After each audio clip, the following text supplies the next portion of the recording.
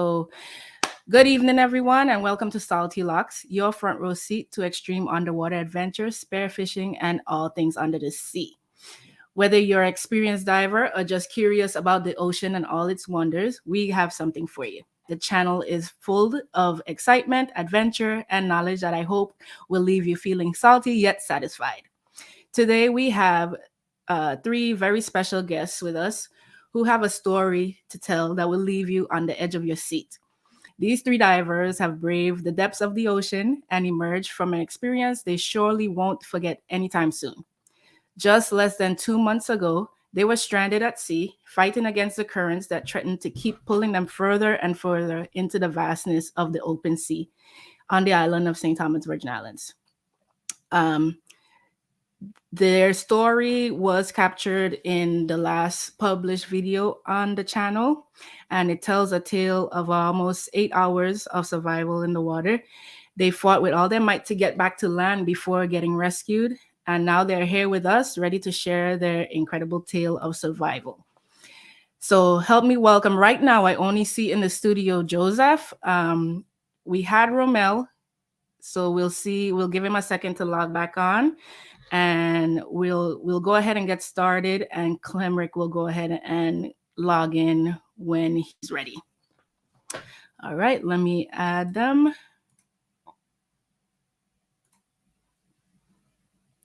You guys help me to welcome Joseph and Romeo. These were the two divers, the main two divers in the video, the scuba divers that were in the water. Good night, guys. How are you guys doing? I'm doing all right. I'm kind of stuck at the airport. Don't fly Spirit. Well, I guess they're late. That's good for us, right? Oh yeah, it's good. I should be able to be here for most of the interview. All right. Joseph, are you there? I don't have volume for you. You can hear You me have now? two. Okay? Yeah, I can hear you now. Okay. All right. So let's get started with this story. Where do we begin? Well, I guess we'll start at the top. Prior to this event on February 18th, I was diving with you guys just a few weeks prior, and I haven't posted that video yet, but I remember it very well. It was a pretty good day. We did a quick trip to Saba Island, found the underwater cave, and went spearfishing soon after. Clemric brought in the big snappers. We all got something, but Clemric brought in two big snappers that day. So our plan was to go find that cave and go hunting for whatever we might find. So I'm just interested, what was the plan on February 18th? Tell us where you were diving and what was the agenda for the day. So I was wanting to go out to Mermaid's Chair because there's some areas in the water where they're like giant pillars, like you're in a big underwater city. We got there and there were like waves or whatnot. So we decided to go past that. We went to a little calm area, dropped anchor. The idea was to spearfish around in that area, come back in the boat after about an hour or so, and then head back. Clemric was going to stay in the boat and do pole fishing because he had messed up his foot or something, and he wasn't going to get in the water and go very far. That was basically the plan. All right. And so you guys got in the water over at Mermaid's Chair. Clemric was going to pull spear at the boat, and Joseph and Romel, you guys went diving. And like, about how long did it take before you noticed the current? It seemed like a pretty nice day from what I can tell in the video. The weather seemed pretty good. It didn't seem too bad as far as waves go. Yeah, So at the what point weather, did you realize that? maybe 5 minutes in, I realized something was wrong because it was beautiful. I was kind of engrossed in the beauty and the rocks. I was looking for lobster and stuff. And, I noticed the current, but it wasn't too bad. Nothing I couldn't kick back on. After a while, when I saw a grouper, I went and tried to go into the crevice to get it, but I noticed I was fighting to get into the crevice and the waves. And I said, no, this is way too strong for us to swim back in without getting tired. So like I signaled Romeo. So about 5 6 minutes. So was there any indication of a current before you went diving at all? No, none at all. Yeah, because where we dove at, like where we actually went in the water, it was like a K almost. So there was no movement. It's Some just once protection, we right? yeah, there's a Yeah. lot of protection. It was once we went around the corner, you started feeling the current. And like originally, like you said, it wasn't very strong, right? I want to say it was probably, like you said, 5, 7, 8 minutes before it was kind of like, oh crap, like this is bad, right? I think originally what I wanted to do was to use underwater cover and concealment and try to bound from rock to rock underwater because initially when we felt it, we weren't very far from the boat. But we tried our plan A, B, and C. Swim out and swim back, swim the island, all these different things, and yeah, none of that really worked. Just grateful Climerick was there. So the currents were going in different directions, from what I can tell in the video. Yeah, the current was either circular.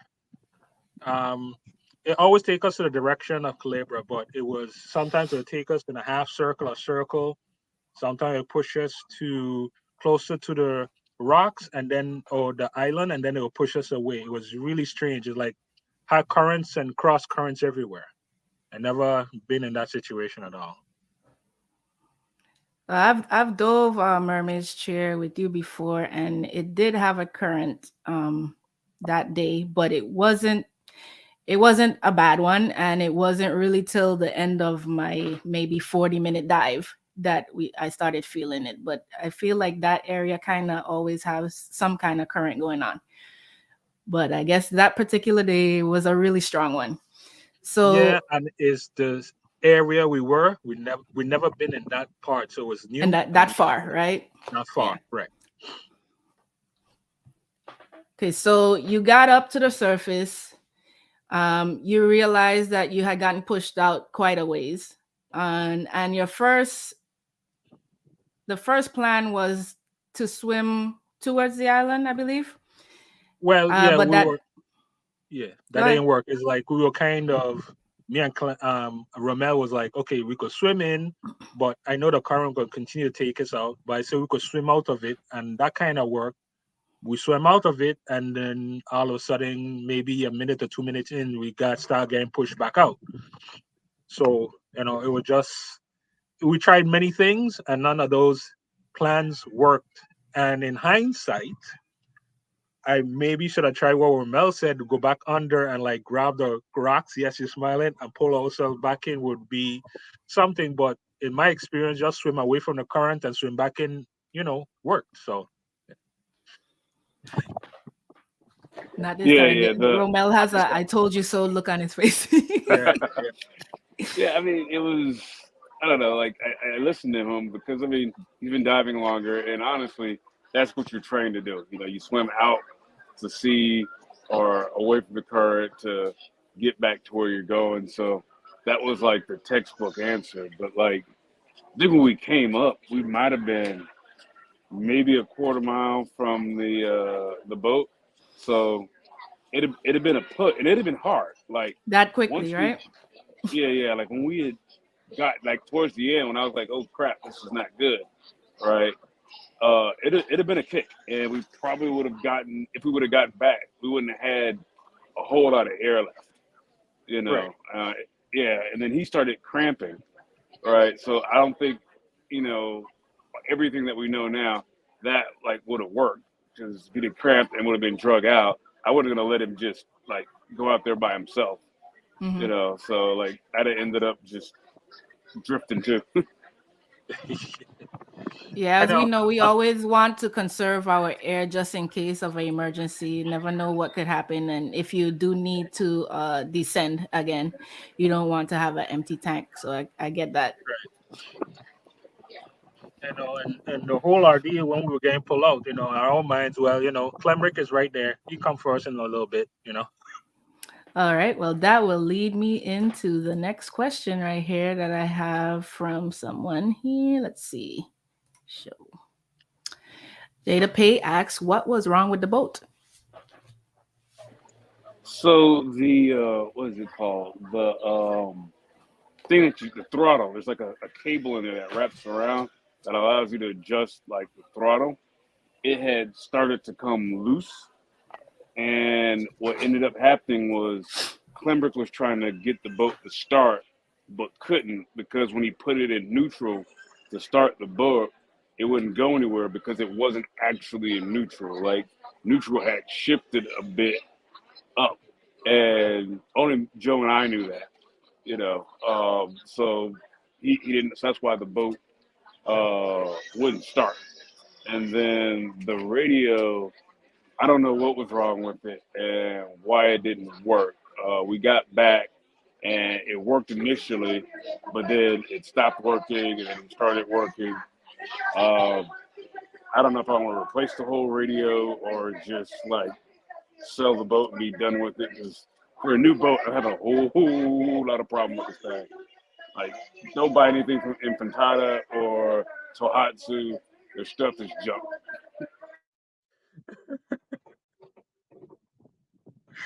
Oh,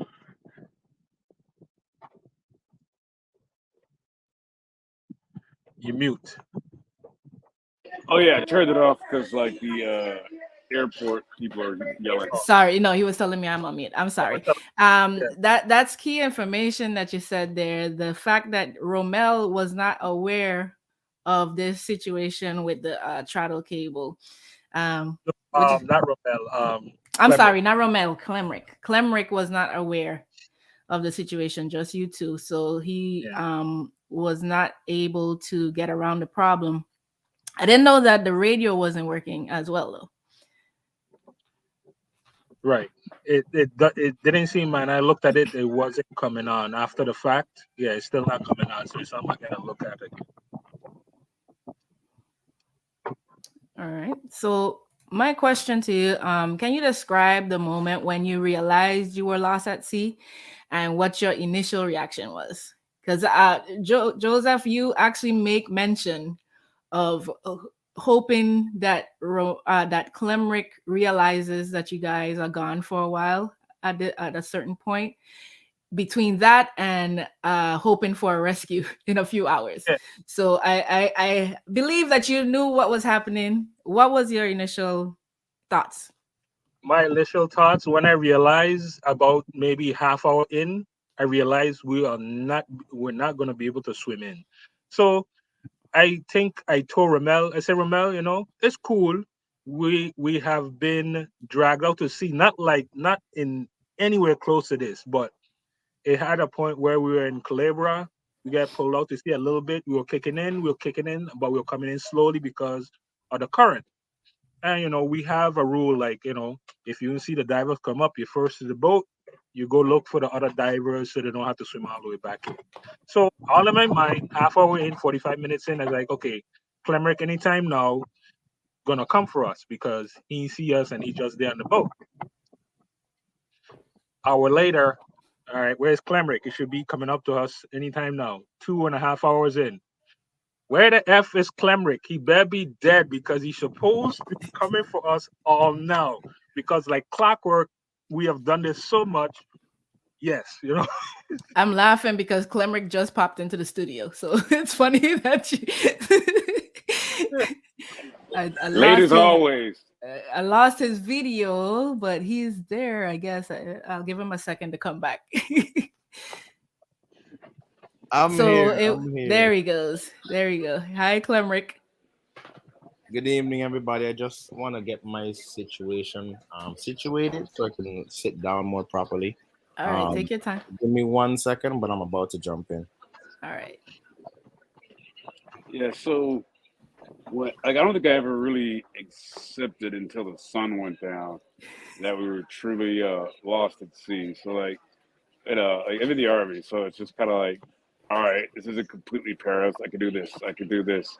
And then it kind of got to the point to where, like, when the sun started to go down, I was just looking like, That's when you motherfucker. knew. Yeah, I was like, Yeah, I'm gonna die.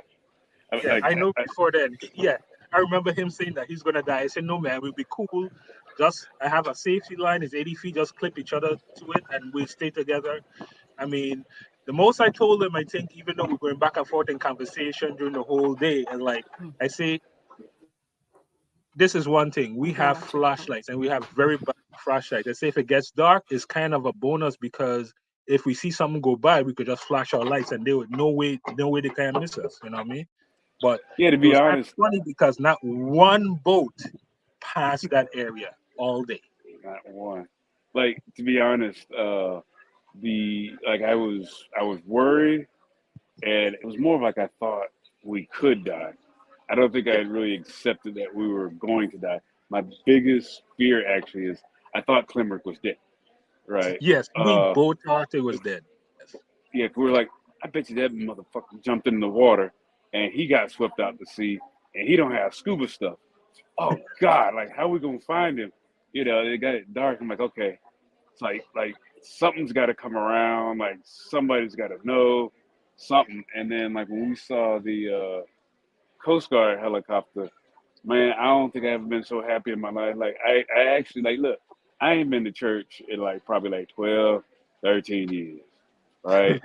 I was sitting there in the water. I'm like, hey, all right, Lord, look, it's your boy Romeo. You remember my grandmama? All right, y'all real cool. Y'all real cool. Tell her I need a favor, right? If you can get somebody up here, I'll go to church, right? And we ended up getting rescued or whatnot. I don't even know what denomination it was. I think it was some Episcopal church down the road.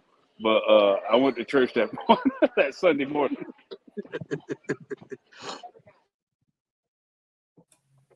So I have a quick question just to since we're talking about diving again. Have any of you gone diving since the incident? So I've been No. banned for another I've few been weeks. diving. I ain't never stopped diving. So Well, I Clemric went hasn't stopped. snorkel. Romel, what did you say? I went snorkeling, like free diving, but I haven't strapped on a tank yet. Basically, the missus was like, "Look, until you get that beacon, and you have Joe has all his stuff, and there's at least three of you on that boat. Don't you go back out there." So that's kind of where I'm at. So as soon as you can come back and visit, that'd be great because I think me and Joe are both kind of itching. Grounded. Yeah, we're kind of grounded. And Joseph? Yeah, my wife give me some words and I say I think I have 3 more weeks before I can actually go diving in a boat again. So because of that, I take my time and work on my boat, making sure I get everything cleared up, cleaned up, and fiberglass back in. But yeah, I've been in the water, but just like Romel said, not with my gear and everything, to spare fish and stuff. No. All right, I've and been. we go ahead, Clemric. I was gonna say I've been waiting for a good calm wave to. Well, not just a wave. I would just say period of time for the water to die down. But this is sailing season. I'm in it from Antigua, so I know about it. All the April is high winds. And these ain't times I'm normally in the water, but definitely I ain't stopped going in. I was in the water up to yesterday. Just took a little dip, boom, boom, come back out. You know what I mean? But the water is definitely different right now. We got a question. How do you like free diving? I love free diving. Really and truly, I got many questions, but we're gonna start with that. I love free diving because like it gives you the freedom and you get to test yourself. I love scuba diving because like I'm gonna show the comparison for me because it keeps you there. You know what I mean? A guy like me, what I do when I'm fishing, I've had so much experience. I realized, Climate, you don't have the help when you're fishing most of the time. I'm always fishing mostly by myself. You know what I mean? So I have to travel light. Most of the time, I go to like these very far like beaches, and I imagine lugging scuba equipment. It's very Yeah. heavy. So I love free diving because it gives me that immediate access. You know what I mean? And I've been swimming. Like this body is now just a swim body because I came back and that's all I've been doing. You know what I mean? Now I start looking like Joe and Romel, really, really nice. You know what I mean? But I got my six pack now, guys. It's fully farm. Just laying now, you know. I gotta take out my shirt. But really and truly, I love free diving for that reason. It's just the flexibility.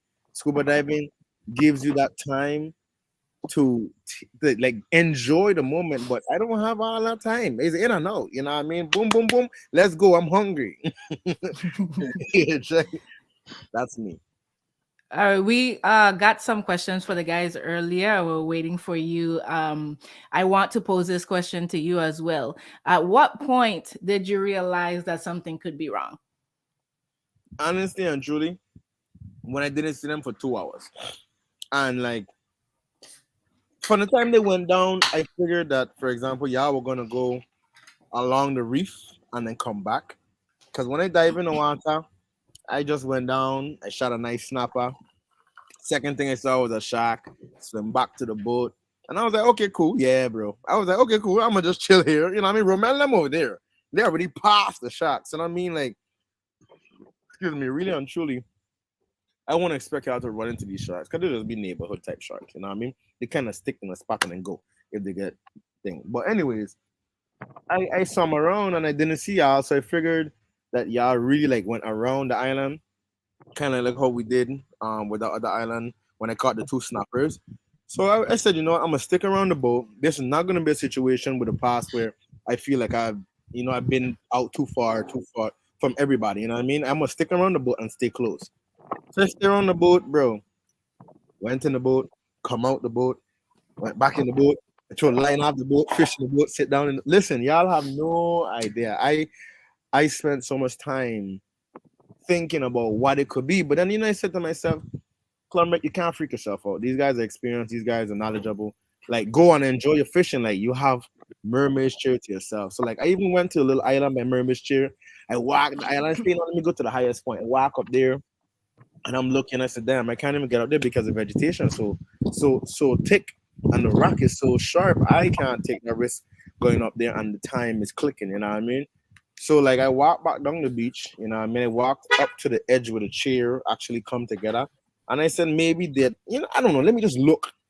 Trust me, I checked everywhere within my reach, and I didn't see nobody. And I was like, "Man, this is starting to get spooky." You know what I mean? So I went back to the boat, and really and truly, I just sat on the boat and I said, let me just relax. But as soon as it hit about 3:30, there was one when you scuba diving is different, you know what I mean? Like even if it's a dive flag, like the way the tide was changing, which is something I was about to say, the way the tide was changing within that timeline, it was so fast, like the waves were so high, even if y'all had a dive flag, it's gonna be very odd or rare for us to be at the same level because the way the tides were coming in, like first the current were going out, and by the time I started like looking for y'all, the current was coming in. By the time I actually went back to the boat, and I was like, yeah, something is wrong. The current would just boom, boom, boom, just every direction. You know what I mean? So dive flag wouldn't even still be. There was no way I could even spot you with a dive flag. So the weather changed up while The you weather were. changed completely, like one time. And you gotta realize he wouldn't see us because we already passed that round the rock, and they take us out all behind the K. At that time, we was all the way behind, maybe 2 or 3 miles out. Yeah, The so where the boat was positioned was actually inside, Yes. It was and you inside the guys, bay itself from Mermaid's Chair. The other right? side of the other side of the bay is literally north side. So Like pretty much once those guys started diving, you wouldn't have been able to see them anyway. no, and that's why I said, maybe they stay low because there's Mhm. ways you could ride under a tide. I mean, under a strong current. I mean, you could just stay low. I don't know. I've seen and I've done so much diving. I was like, man, these guys just went around the reef, come back up. They're probably scooping up some lobster. The bag's so heavy, they're taking a sweet time because Coming they got back. the little sniper to come out here and pick half and run. You know what I mean? Got So you. that's what I'll be boom. If you miss the fish, I'm coming down for the brother who in the hole who thought nobody saw him. You know what I mean? That's glamorous. And when it started getting dark, It started to get what went into your mind? honestly, by the time it got dark, I had already called Julie which is Joseph's wife, and then Mhm. I was trying to call Romel's contact, but it didn't have your wife's contact information in my phone. You know what I mean? So I was like, damn, like I ain't got nobody. Dude, I went on Facebook. I called my photographer, like, yo, remember we were at the beach? I had somebody who took a picture, and that person was at Romel's thing, and I was like, I need to get that person number. Listen, I went haywire. And I said, you know what? I know what I'll do. I'm gonna notify Julie for sure because at all these times I'm like, man, I don't know what to do. You know what I mean? It's getting dark. It's literally getting there. Dark. And Mhm. and it about five something, and I started like freaking out. I started like doing my research, started trying to start the boat. I couldn't get nothing. Like the boat wouldn't start for nothing. I went through the video of when like oh I went through the video of like in the beginning of the day. Like believe it or not, I was actually recording for the time we were driving on the road. For the And time what time did you guys get started again? Was it like about it was after roughly? two. Like It was after 1:45 two to like it 30. was early Yeah, afternoon. 1 o'clock, 1:30, 1:45, we were in the Yeah. water. Yeah, we were in the water. Like the boat was touching the water at between that 1:30, 1:45 timeline. And in And then St. Thomas by 5 something, it's starting to get dark. yeah, so it was actually like 5:20 something, and I was just like, okay, I can't get this boat start. I even jumped back in the water. I turned on the switch. I did everything. I even went on the radio. I tried that. I and I couldn't. I wasn't getting any help. Like I wasn't getting any leeway. And when I felt like, I ran out of time personally, like I figured I was safer.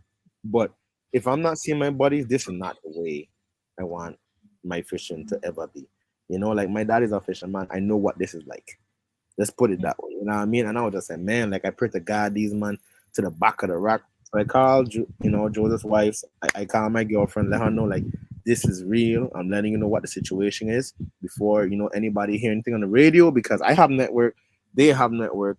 Next thing you know, my phone going crazy. So said, so done. So as I call 911, my phone just started going crazy because everybody who in the first response will know who I am. Gonna be like Clamrick. Oh my God, you know what I mean? Like that's someone we know. Mhm. And then when I started calling names, they're like, isn't that the dive people? Like people knew who we were because we already have a Oh presence. yeah. And it was just like all hands on deck. It was pretty intense because literally while I'm on the phone, the weather was changing drastically. Mhm. Yep. Like Yeah, we like felt when it. I say drastically, like every time I blink, it was something different. Like there was no cover. I was Romel, I was tucked under your like the steering wheel. Like Yeah, because it started raining, did it as well? pouring, like Yeah. it feel like it was hail, like it was that hard of rain, and it felt like hail, like legit. But I know what hail is like, but legit, the rain was big, full raindrop, like Caribbean. Got a nice beat on your roof, kind of raindrop, like yeah, the one that will hit you in your eye and your heart, yeah, like Yeah, you it don't was have any good. cover on the boat, It so was no cover. It was cold. I was already wet from wind diving for blowing. hours. I was trying to dry off, but that didn't help when the rain started coming. And Coast Guard, I told them like the way the current was going, y'all gotta look these places. You know what I mean? And it was a lot. It was a lot. Okay, Clemrick, sorry if So, no, you spelled my name how correctly. how did Clemrick get rescued? I actually called 911, and they came for me after they started, like basically they already knew that they had a guy that was put, which is safe. And the biggest thing when you're in an emergency situation, you contact emergency help is to stay put. You know what I mean? Because you can injure yourself going out there trying to. No, we want you to stay alive. So I stayed. I put in my military experience. I put in all my first responder experience, and I just sat down. You know what I mean? I bunkered down and made sure that the boat didn't go anywhere. The anchor was dragging, but the boat didn't go anywhere. So that's how I got rescued from the Coast Guard throughout the search. Like they didn't come for me first. They went looking for Joseph then. After like an hour and a half, they're like, okay, we don't see anybody. The weather's getting real bad. They couldn't even see much, really. It was so bad. Coast Guard could not see. Like when I was on the boat and it was raining, and I even been behind the spotlight. I couldn't see, like literally from where the boat was to the shoreline. I couldn't see that distance on the Coast Guard boat with a spotlight. That's to show you like how drastically the weather was changing. You know what I mean? And yeah, it was rough. So they came for me when I told them like legit, like y'all need to come for me like now. Like I don't care what y'all do. I'm cold. I'm freezing. I've been on this boat. and I need to help my friends. Like y'all can't help me look for people that you don't know, and really and truly, like at that point they were like, oh man, this guy been on the boat for a minute for real. So they brought me on. I just left. I just hopped on there with a couple few things, and I just dried off a bit as comfortable as I could. And then while they were searching, I jumped and helped them search. I was communicating with them some of my experience, so they knew some of my background. At least so that they understand how I could help. And then one of the guys was like, you could help me spot. So I was there helping them spot, looking, shining on the light, all kind of stuff. But That's interesting that you said that they were there, but they didn't speak to you for, they did you didn't give speak. them details when I you gave were them. on the I phone with them listen. I or? spoke to rescue that was on the land. I was communicating with rescue on land, and I was also Mhm. communicating with Coast Guard on the boat. So they probably communicated that to them instead of Yeah. coming So to you. yeah, but Hey, I still I, had I that gotta I gotta direct dip out. They're starting communication to though. load my plane, so All right, I'll give you Romeo. guys I'll give you a Yeah, man, call as take soon it as I easy, get back bro. on the plane. All All right, right. thank you. Safe travels. But honestly, I was in like they gave me their cell phone number, so I was in direct like communication. They would even call me like, hey, like, are you still on the boat? I'm like, yeah, I have Mhm. rest on the other line, and then you know what I And mean. this is in the darkness, no light Just like this, whatsoever. just like Yep. this, you know what I mean. It was for rain and wind, and it was really an experience because I feel like a lot of the times we prepare ourselves mentally for certain things, but you never know what you're gonna do until you're in it, Right. and it was definitely an experience. I could say I wasn't pleased, but I was very happy with the ending. I was very happy knowing that I don't care what happened between the time that they were missing. I was just glad to know that they were found. Yeah. You know what I mean? And if there's anything that could have happened, like I thought about anything. I was like, man, I hope Joseph and Romel okay. I hope nobody catch a cramp. I hope that shark I see didn't go and eat them. Like it was so much things. Going through your No, for mind. real. There was so much things that could go through a person's mind when you're in the deep blue sea by yourself. I could imagine. In the darkness, nothing Yeah. else to do. Even with the light, you still have nothing but blank canvas to think about everything, you know what I mean, under the sun. So like even when I'm fishing and it's bright outside, like you just don't know what could creep up. And the thing about it, like the ocean is silent but deadly, So when you guys were nowhere to be found, I was just like skating dead myself because I got pulled by that same current. I got wrapped right around the rock. I listen. I was looking at the ground, kicking like I'm running full speed, and I'm not moving. Joke. When I say I'm not moving, like I'm not moving. The rock is in the Yeah, same place. we Full know. breath, full breath. So I know when I got back to that boat and I called 911 at that point, it was like if these guys ain't made it back by now, I have to call. I have to call for help. I did the last thing. I did the best thing I could do, the last resort, because I had no more time to wait. Because I looked, I searched, I tried, and I needed to be rescued myself, and I needed to make sure like we all have to get home. It was so rough. So during this time, I actually got involved in this. I want to say we had daylight savings time, so you guys were an hour behind, about hour behind of us.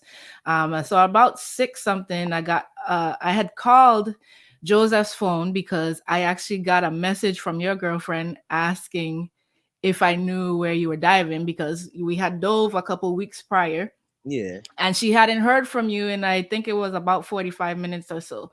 So I told her, okay, if he's diving with Romel, more than likely Joseph is with them. Let me give Joseph a call and I'll get back to her. So I called Joseph. It just rang. About 10 to 15 minminutes Fun later. fact. Fun Yeah, go fact. ahead. When you were calling Joseph, the phone was right behind me. I figured. You didn't hear it ringing? No, I felt it. I Oh, you literally felt felt the it. phone was right Okay. the whole time. I'm like, I can't answer Julie's call. I don't even know where her brother is. Straight up, like straight up That's real right there. so in so the um middle of the a rain. few Yeah. a few minutes later, I got a call back from who I thought was Joseph, but it was actually his wife, telling me that he was lost at sea because at that point she had spoken to you. So we kind of go into, okay, what do we do here mode. You guys had already called 911.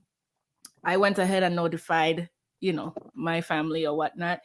um I don't know if you guys are aware of this, or maybe you are by now. There was a point when they were going to call off the rescue for the night due to high winds and low visibility. Yes. Yeah. I know. I was on the boat the whole time. I was in the So, water. I couldn't tell.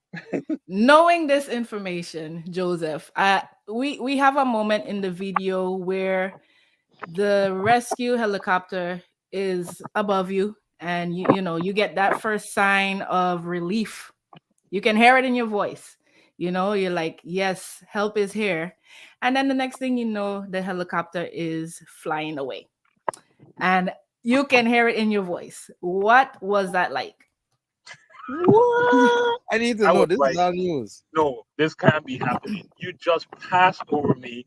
I've been in the water for like damn near 10 hours.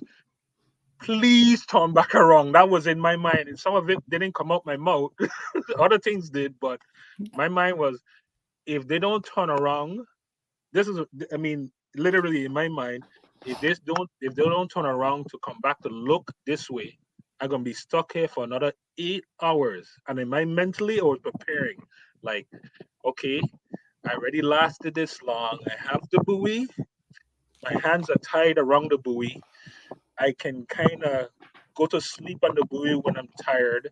My legs are constantly cramping up, so I can't do anything. So my legs are crossed and put in a position where it won't cramp. And I'm looking like, okay, I got to prepare myself because if they don't turn back, It's I'm gonna going be to a be long out night. there all night till morning. I can survive it. I'm just not looking forward to it. It was that kind of way, you know. Yeah. I mean, and talking about that, what was it like in the darkness, you and Romel, um, waiting before any of that even happened? Waiting was like I just had to keep talking to him because Mel was at some points freaking out. I was a calm one. He was the one like, oh, we're gonna die. We're gonna die. Like, Ramel, calm down. Somebody has to come looking for us at some point. It got to be either Clemrick or at this point it's Coast Guard. No way around it. So I say, calm down. Eventually we got to see a boat. We saw a cruise ship out in the distance. I was like, maybe they're coming this way. How's the You know, video maybe they game? can see our lights. We're flashing a light in the direction of the cruise ship, but of course, it was too far, but it was just wishful thinking, you know? So it was about this part right here where we hear, You had to kill him. and there the helicopter goes. Yes, I and mean, so you had leg cramps. And yes, so severe. thankfully you didn't have a flag, but you had a float Yeah, that I usually didn't holds use the the flag.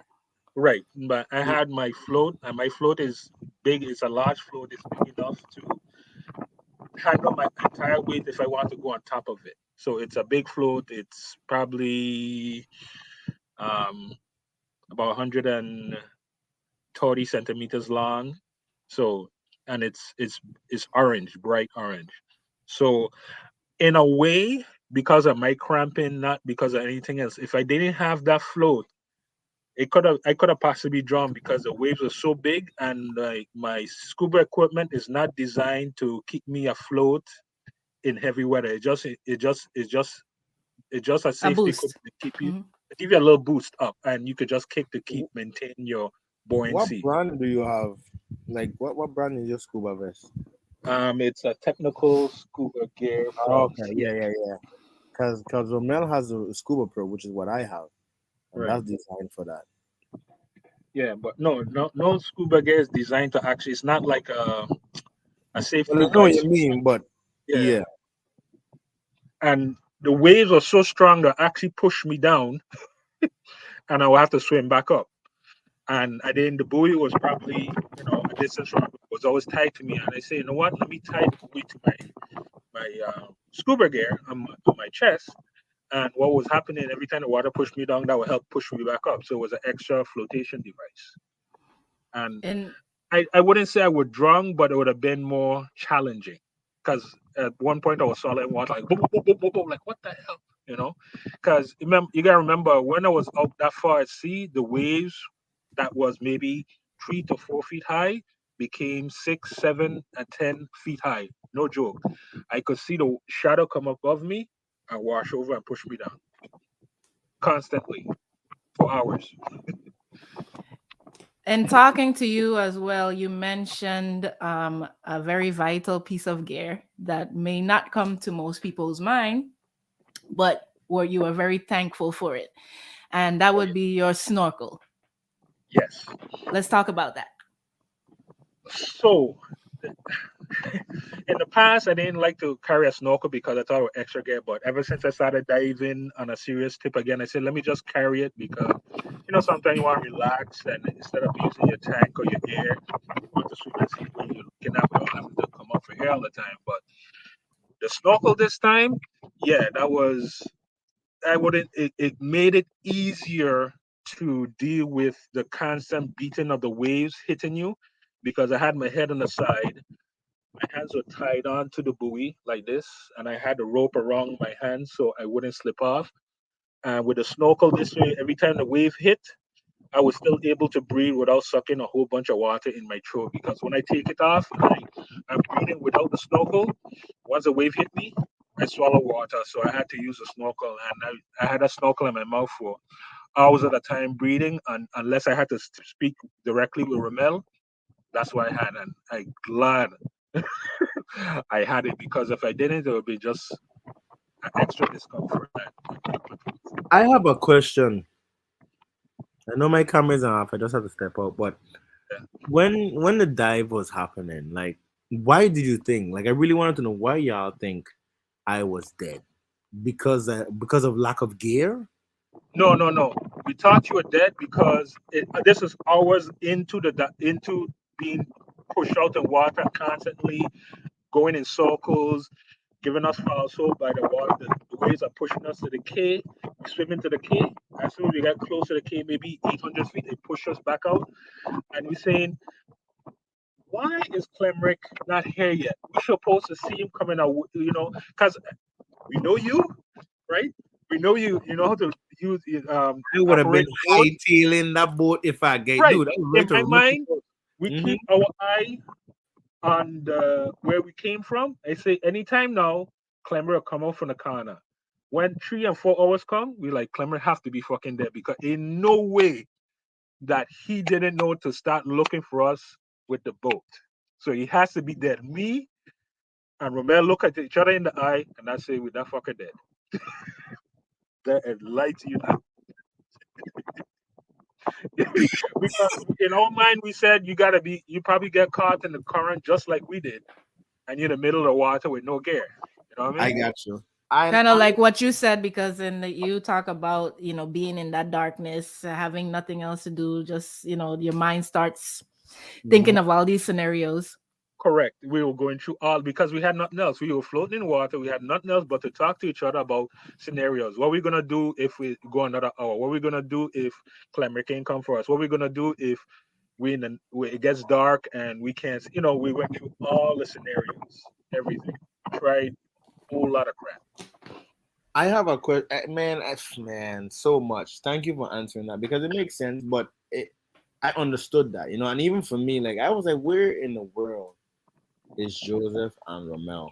And even within the time of me going into the boat to fish, throughout that time, I was still trying to tickle, like play with the boat. And I was watching like the old videos from earlier that day. Bro, I rewatched everything we did that day. And then that's when it hit me like, oh man, like I don't know if I'll see my friends again. You know what I mean? And it was nothing scarier than that because really and truly, like I felt like we were so prepared, you know? Yeah, I mean, we're accustomed. The funny thing is, we're accustomed to coming for the first person on the boat. Usually comes, take up the anchor, come pick up the rest of the divers. They know where Yep. they are, so they don't have to swim back in the long haul. So Mhm. it's something that ingrained in how we dive, and people who dive with us are like, oh, I know both for us, chill for a little bit, relax, take my gear off, put in my fish, put in my lobster, look around. Oh, they're over there. Let me start the boat. Let me pick them up when they're ready. That's all it is. It's safety first. My I question. didn't notice that. Oh, I feel you, dog. But yeah, did y'all see any good fish? We didn't even talk about the fish, bro. I didn't. Yeah, I need a conversation, maybe. What did y'all see out there? Because I would love to know. I haven't watched a full I video because saw I'm this a into. big grouper and some other fish, but the grouper I really wanted to get, but the current was way too strong to fight to get it. That's Mm. it. Just it wasn't conducive. After a while, it just wasn't conducive to chase anything. Honestly, Did My God. anybody get any fish? Because we have a question. Did you come back with the fish? Sure, Joseph, I know you and Romel didn't shoot anything. Did you get anything that day, Calumric? I did. I came back with actually a full bag, like because I stayed close to the boat. I shot the first thing I shot was a beautiful red snapper. It was like a good 3 pounder, and like I kid you not, when I shot that fish, I was like, man, I bet Joseph or Romel not here to see this with a pole spear. First shot, first try. This is it. And I'm like, I don't even have a GoPro with me, bro. I was so mad. What So kind of fish was it? red snapper, Okay. red snapper. It was a beautiful red snapper. And the next fish I caught was I actually missed a bigger dog tooth snapper, and that's when the shark popped up. And I shot a really big parrotfish to surprise me out the blue. I was going for a grouper, and the grouper went, and I just saw something move. And just when I said I'm gonna come out from that spot, I saw something move, and just boom, and it was a big, big parrotfish. Beautiful fish. I left here with 3 parrotfish that day, one covali, one beautiful jack, a big red snapper, and I got a big pogie. What you call them, pogie? And Porgy. yeah, yeah, Pogi. Yeah, man, beautiful Pogi. And honestly, like at that point, it was all around the boat, and it had a really big snapper that actually bent my pole spear. Like, it was crazy. But at that point, I was so frustrated because I didn't see nobody. Like I had done catch them stuff within my first hour of diving, and within my first 30 minutes of not seeing y'all, I was like, okay, cool. Let me just stick close to the boat, and I stayed close to the boat, and I will pick off a fish every like 20 minutes, and just throw it in my bag, put a boat back in the bag. I mean, put a bag back in the boat, swim around, look for some lobster, and I was literally just there. So I'm glad that maybe I even went home with that meal. But dude, those stuff were caught way before I even thought y'all were lost. It was so crazy. It was so crazy. I So was just I'm hoping y'all were just coming around. Sorry, I was just hoping y'all no, were go going ahead. around the bend. You know what I mean? Because I never dive in Mermaid's Chair, and I remember you saying you've dived here before. So I don't want to go look for you and get lost. yeah, I was right. I have a question here from the audience. Did at any point did you think you were going to be eaten? That was the last thing to even come up in my mind. Yes, there was one point where it was pitch black. I take my flashlight, I point it down, and I can't see the bottom. I like in this kind of wind, weather, and waves, ain't nothing worried about looking to me in any way. So I wasn't even thinking about it anymore. Like there's nothing gonna come up there. I You mean, better people say we're pray. shark country, and like I don't think a shark will come in this kind of weather because it was people don't understand it was heavy winds and very heavy waves, and it was so much noise and trashing, and a shark wouldn't know if a person is up there or if it was injured fish anyway because they can't hear it. So it wasn't really a concern. Plus, I You had my spare gun, so if anything come to threaten me, I'm like, Yeah, I had a question in that regards too. Like, I was wondering if y'all shot anything in the beginning of the dive, and did y'all hold on to it until a certain point? nah. We tried. It was just too much. After once we start seeing nice fish, it was no point chasing them because they love to go to the other direction of the current and you cannot chase them. Yeah, that's facts for They sure. and they know. It's like, oh, this way. I have a question that I got from one of the viewers sometime last week, and Joel is asking it as well. I'm gonna go ahead and read her question, and I'll put his up. It's roughly the same thing, but I wanted to read hers because I did tell her I would ask. Um, This is after posting the video, the full video that you can find on the on the channel. It says, "Thank you." This is from Barb Fallon. "Thank you for sharing footage like this helps us learn. I'd like to ask how the divers apparently got separated by the time they were picked up. Number one asked the rescue swimmer if they found the other diver, which sounded to me like they had become separated. But I thought they had tied themselves to each of a line so they wouldn't be separated. Some more information would be helpful." And So Joel is asking roughly the same question. "I still want to know why Romel and Joseph were not together when rescued." so that's 101. You're getting lost, you try to stay together. So from maybe 4 or 5 hours into being drifted, pulled out to sea, I said, Ramel, because every time we would try to go somewhere, we would get separated. It take us forever to get back together. I say, look, I got 80-foot safety line. Come hook yourself into it. So even though we get separated, we could just pull each other together. We stayed together for most of the time until like maybe I would say somewhere around 9 o'clock. Ramel got panicked in a way.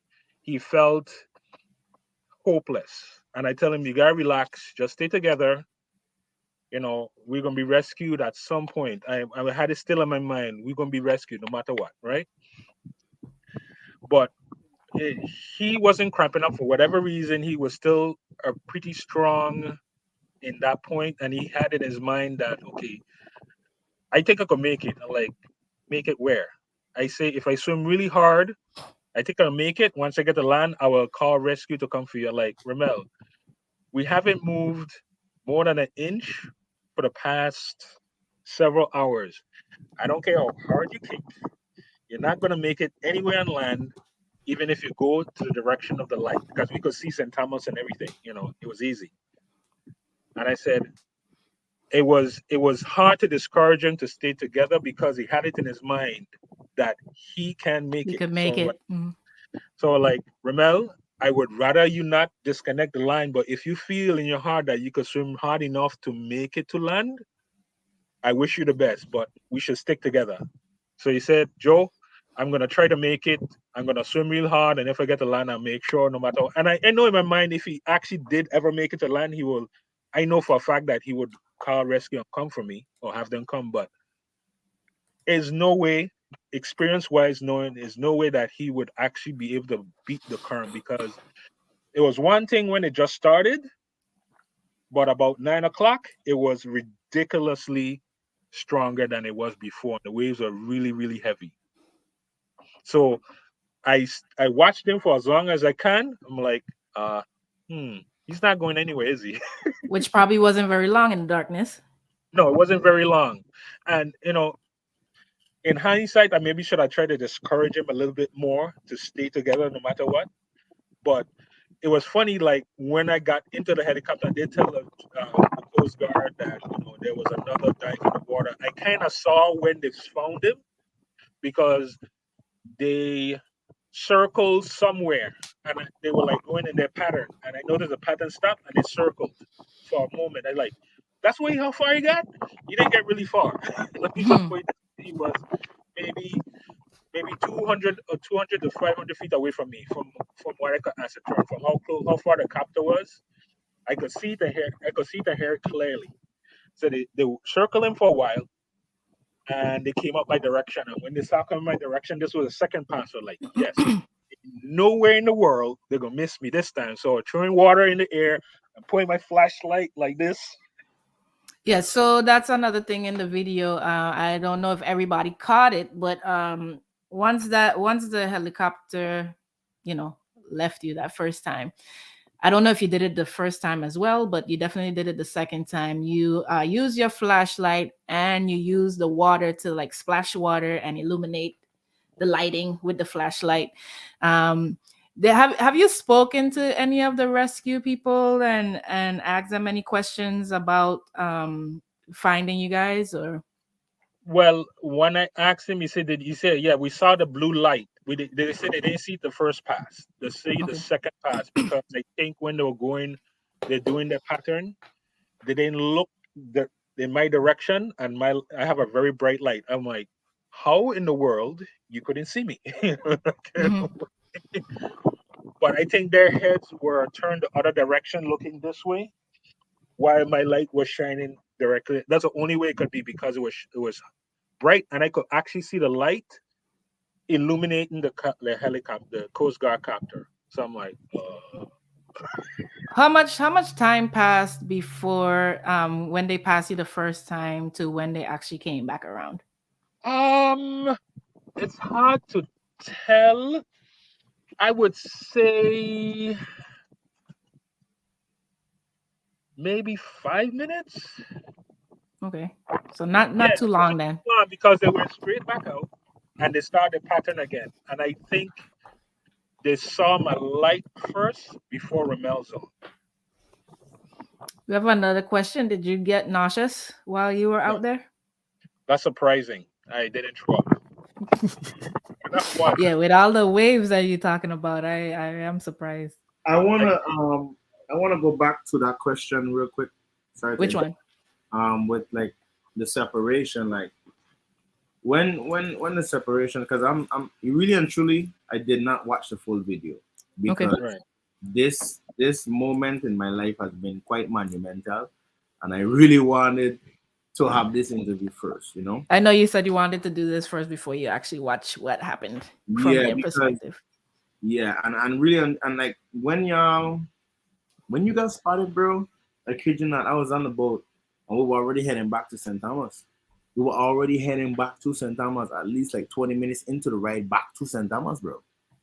When you hear, I think we spotted a light. What? I was like, turn this boat around. If you see a light out there, that's them. I said, you Them, see yeah. one light or two light? Listen, that was the most intense part of the night to me.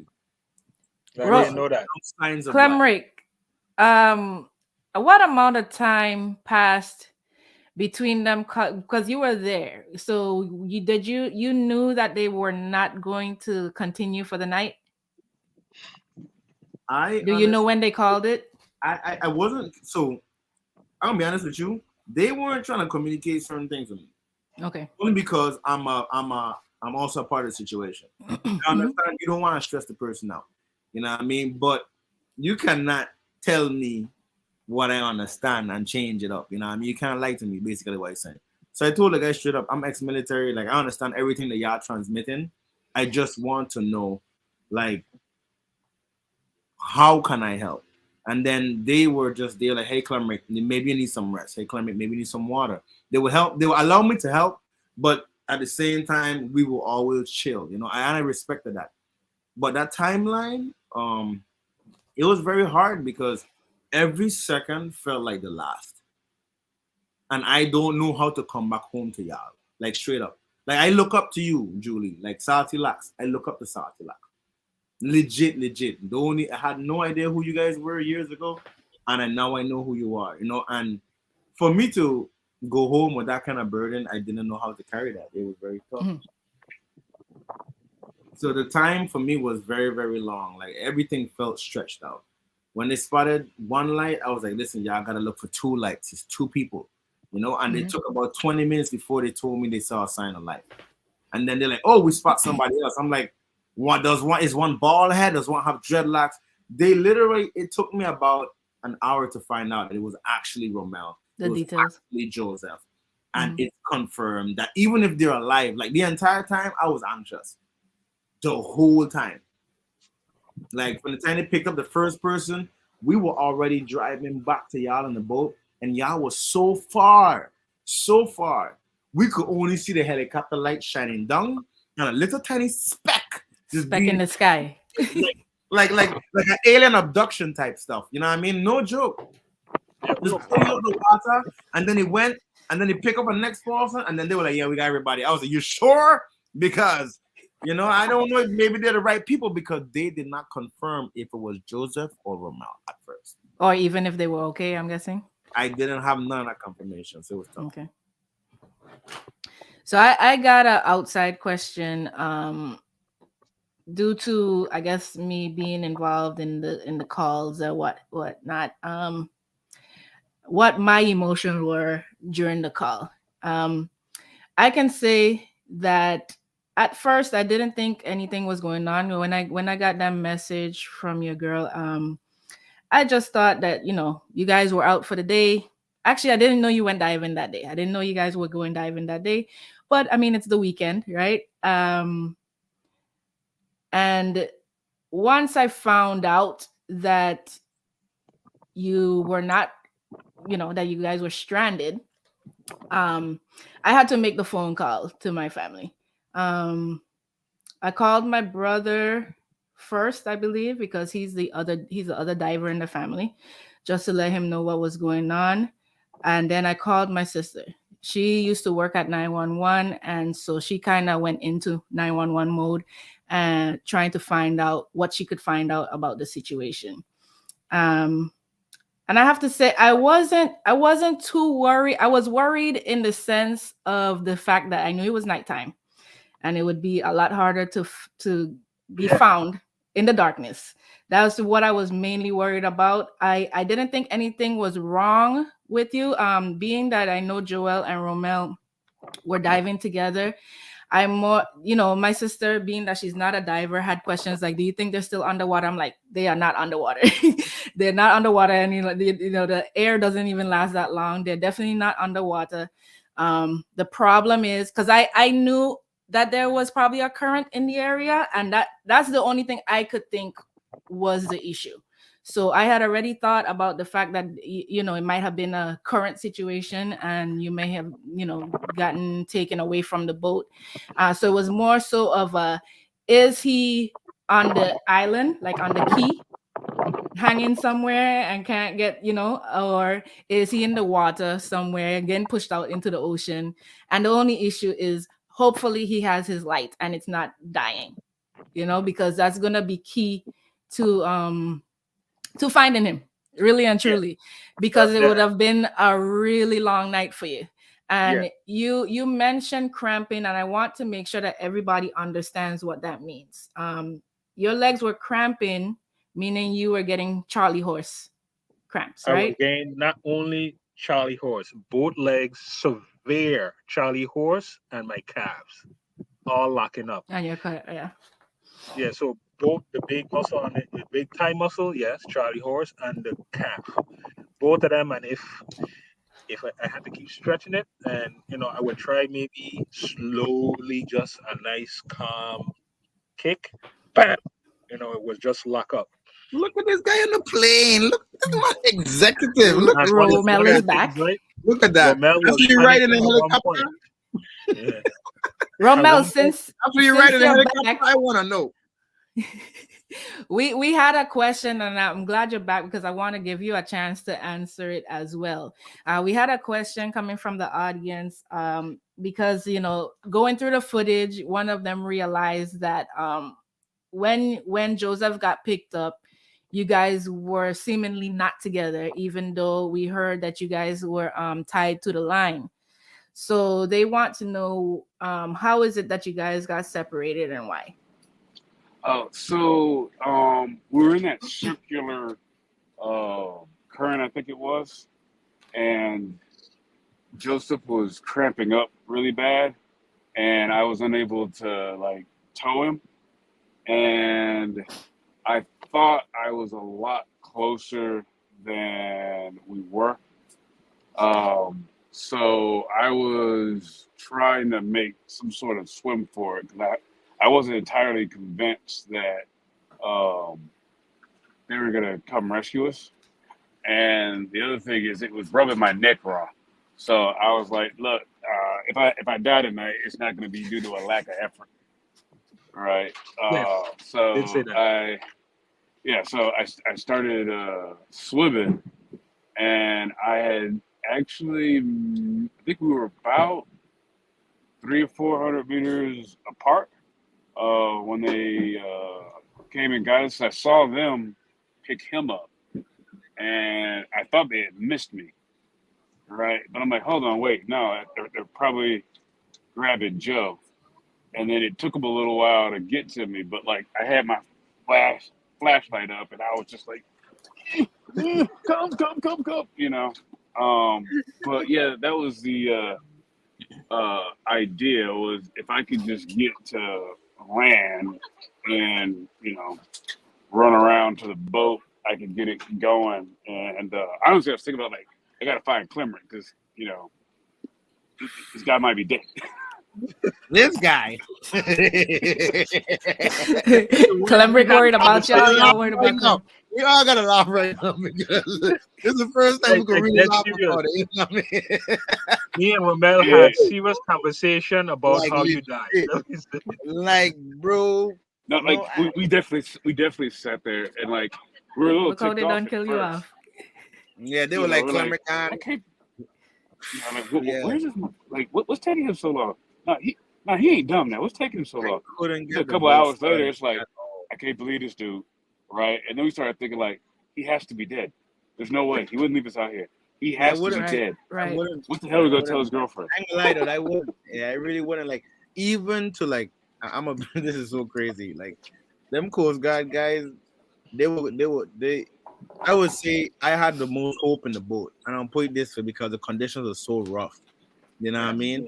And like they were like, man, I'm like, man, fuck. You know what I mean?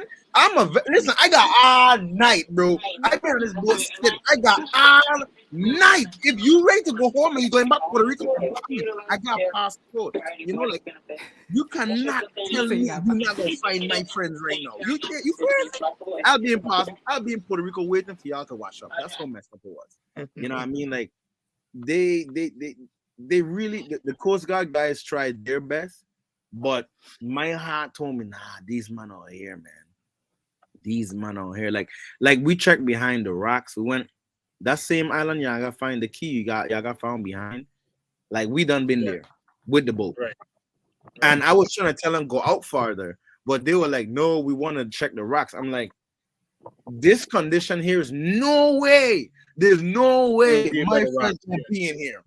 There's no way. You know what I mean? Like, I can't do much because you're in a I'm getting help situation. You know what I mean? So you can't really speak too much. So I was getting frustrated at some points in the night because I'm like, yeah, looking in the wrong place. Like, and I didn't have much battery life. I have my little inverter with a light, man. I was shining. I was like, man, I hope these guys I hope y'all see us looking because Yeah, you were in the. We would have seen a light, but you were definitely in the wrong area. bro, we went, yeah, and I watched the helicopters and I told them, y'all need to go this, I tell the Coast Guard, please communicate that with the chopper. They need to go here. The current been pulling so all day. You can look at the videos I sent y'all, which is the video in the beginning of this. It's so crazy. The video in the beginning of this documentary, like I felt like that day was supposed to be the beginning of my channel. And it surely is because my channel is Liquid Courage. You know what I mean? And that's what it took us to come home, like that night. Legit. It was nothing but courage because all hope was lost. Like legit. I didn't know what to do I didn't know what to say. I was like, man, I gotta find these guys. Like if I gotta wait till my eyes run out of sleep, then I guess whatever it is, you know what I mean? Like if I gotta be back here in the morning, searching this beach, I don't care if I got listen, when they dropped me back to the port, I was driving my Infinity straight back down Morgan's chair. You know what I mean? Yes, the boat was recovered. It was recovered the next day. And the next day I was on a flight to St. Croix first thing in the morning. You know, so it was very challenging because that dive wasn't even like it wasn't a meant to be dive. You know, it was a let me hop on my buddies, let me make sure, let me cool. Like I want to kick it. Like it was a day that legit was not meant for me. If I had my gun working that day, I would have been out there with y'all. And you had a slight injury too, right? That's another reason that you really I had a leg injury from like land fishing like weeks before.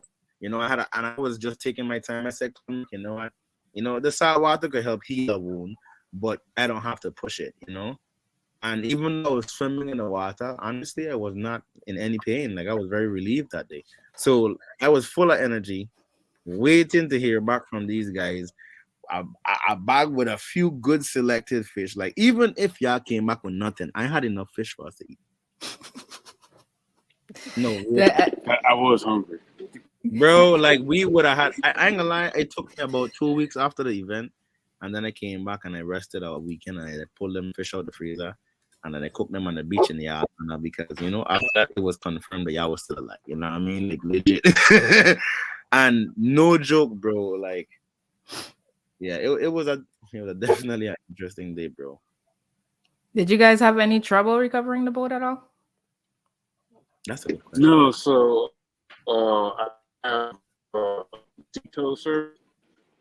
Somebody told me that I didn't need it because if my You boat ever breaking up. broke down, No, they can we're tow. losing him on that plane. Mhm. Yeah, you flying, but you're taking off. The signal. It's airplane mode time. Joseph, can you tell us about the recovery of the boat? Oh, we lost No, Joseph. I think Yeah, hear me now. well, I know Yeah, that go ahead, Romeo. Okay, yeah, so I had the CETO service. So basically, the next morning I called CETO, met them at the docks, and then we drove or sailed out to my boat and brought it out. And I got it to start going, but about halfway back, like it completely snapped and died. So it didn't get towed the rest of it. So Say that again. going back He was mentioning that he has CETO. Oh, yeah.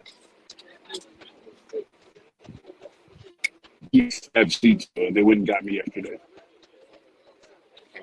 Okay, yeah, my internet's.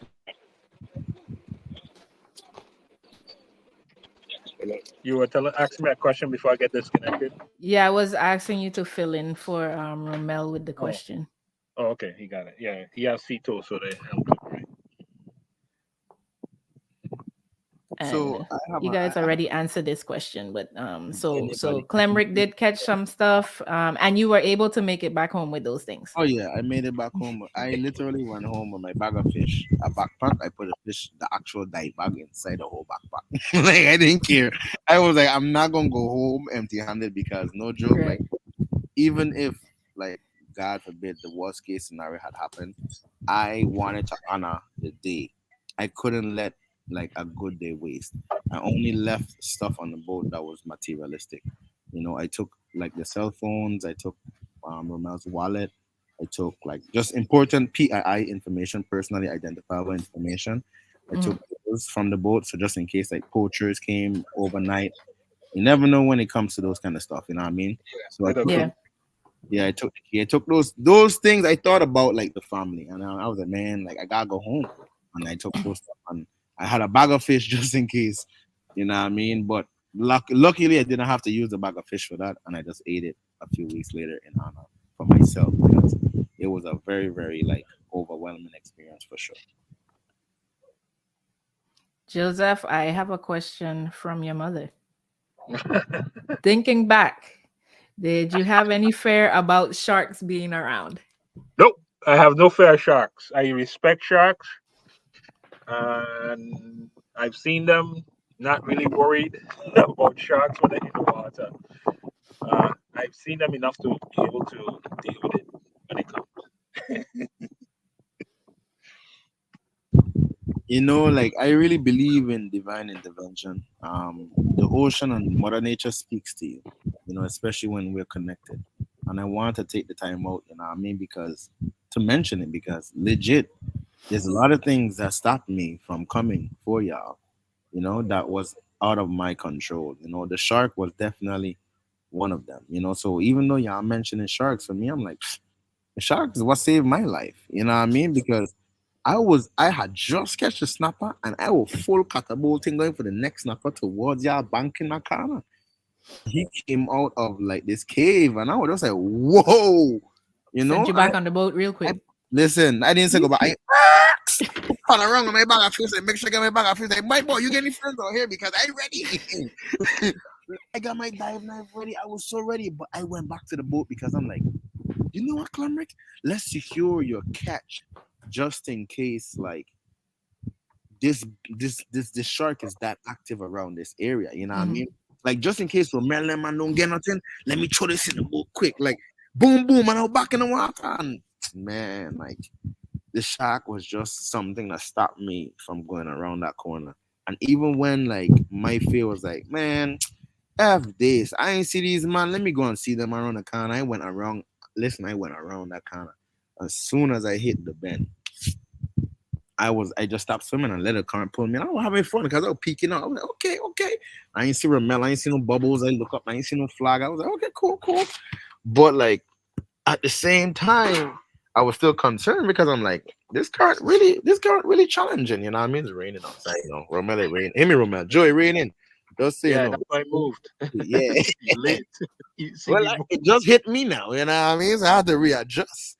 The cloud moving different, but honestly, like it was very interesting. And even though I caught fish, there was so much fish I wanted to catch, and I was waiting for y'all to come to catch it for me because I didn't have the tools.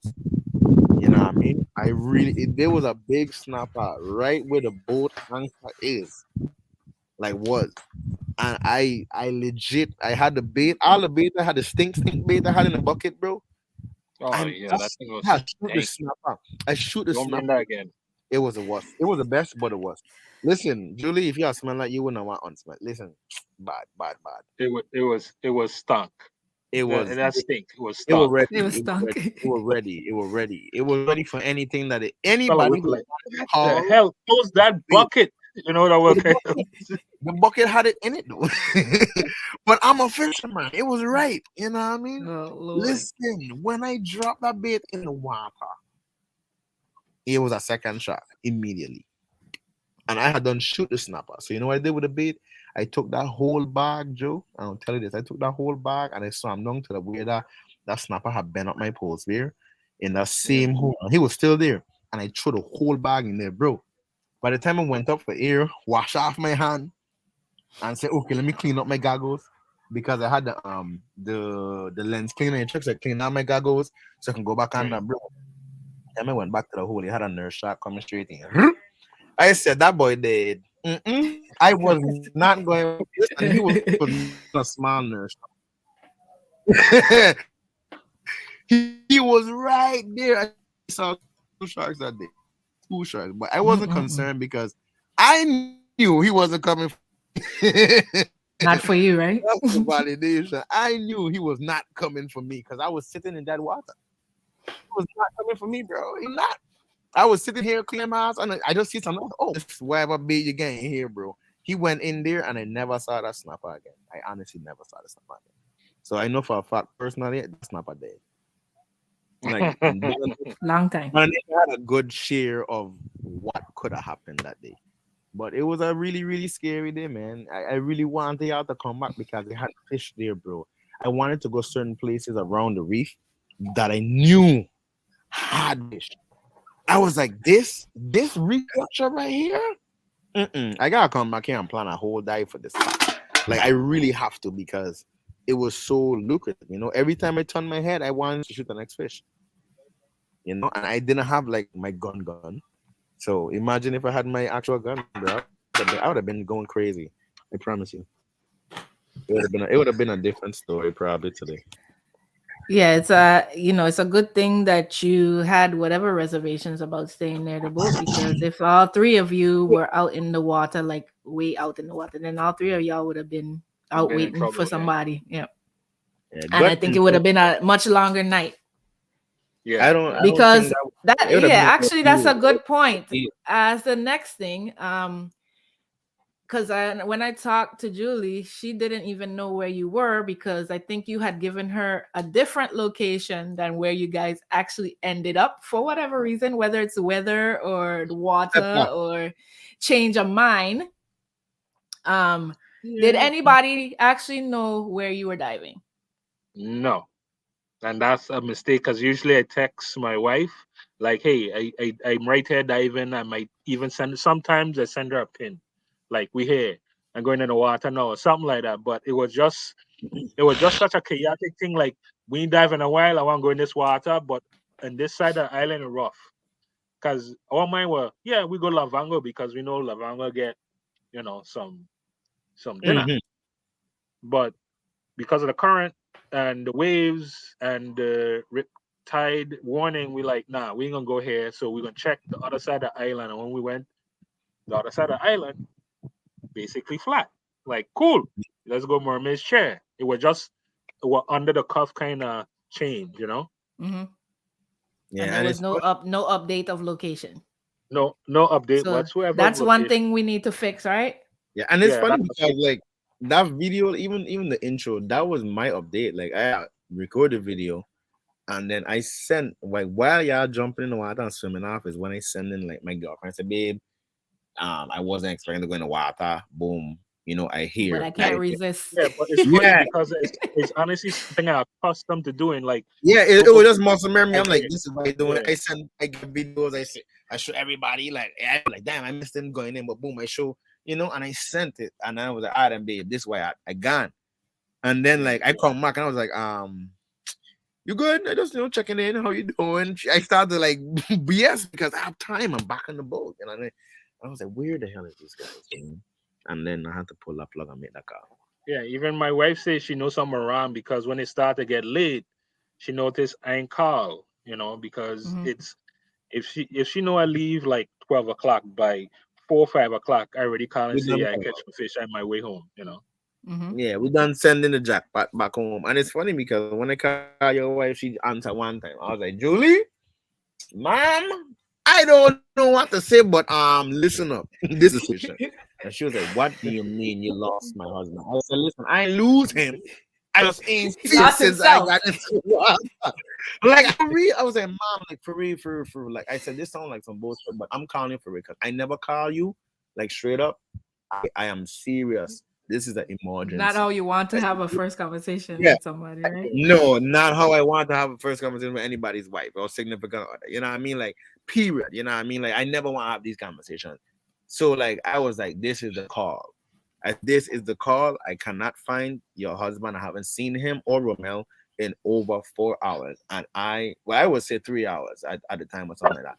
And I was like, I got to call 911. I'm notifying you first because you're the wife and you have that right. You know what I mean? Just did that and Mm-hmm. then I hung up. She was cussing me. What? Boop. Sorry. And I called 911. Like literally while I called 911, she called me back. But I don't care, bro. Like I had to do what I had to do, and that was my mindset. We need to get out of here. And I don't need no more of this. You know what I mean? Yeah. I really didn't. But it was very helpful because I sent them everything. Your wife even asking questions to me like, did Joseph have this? And I'm like, I have no idea.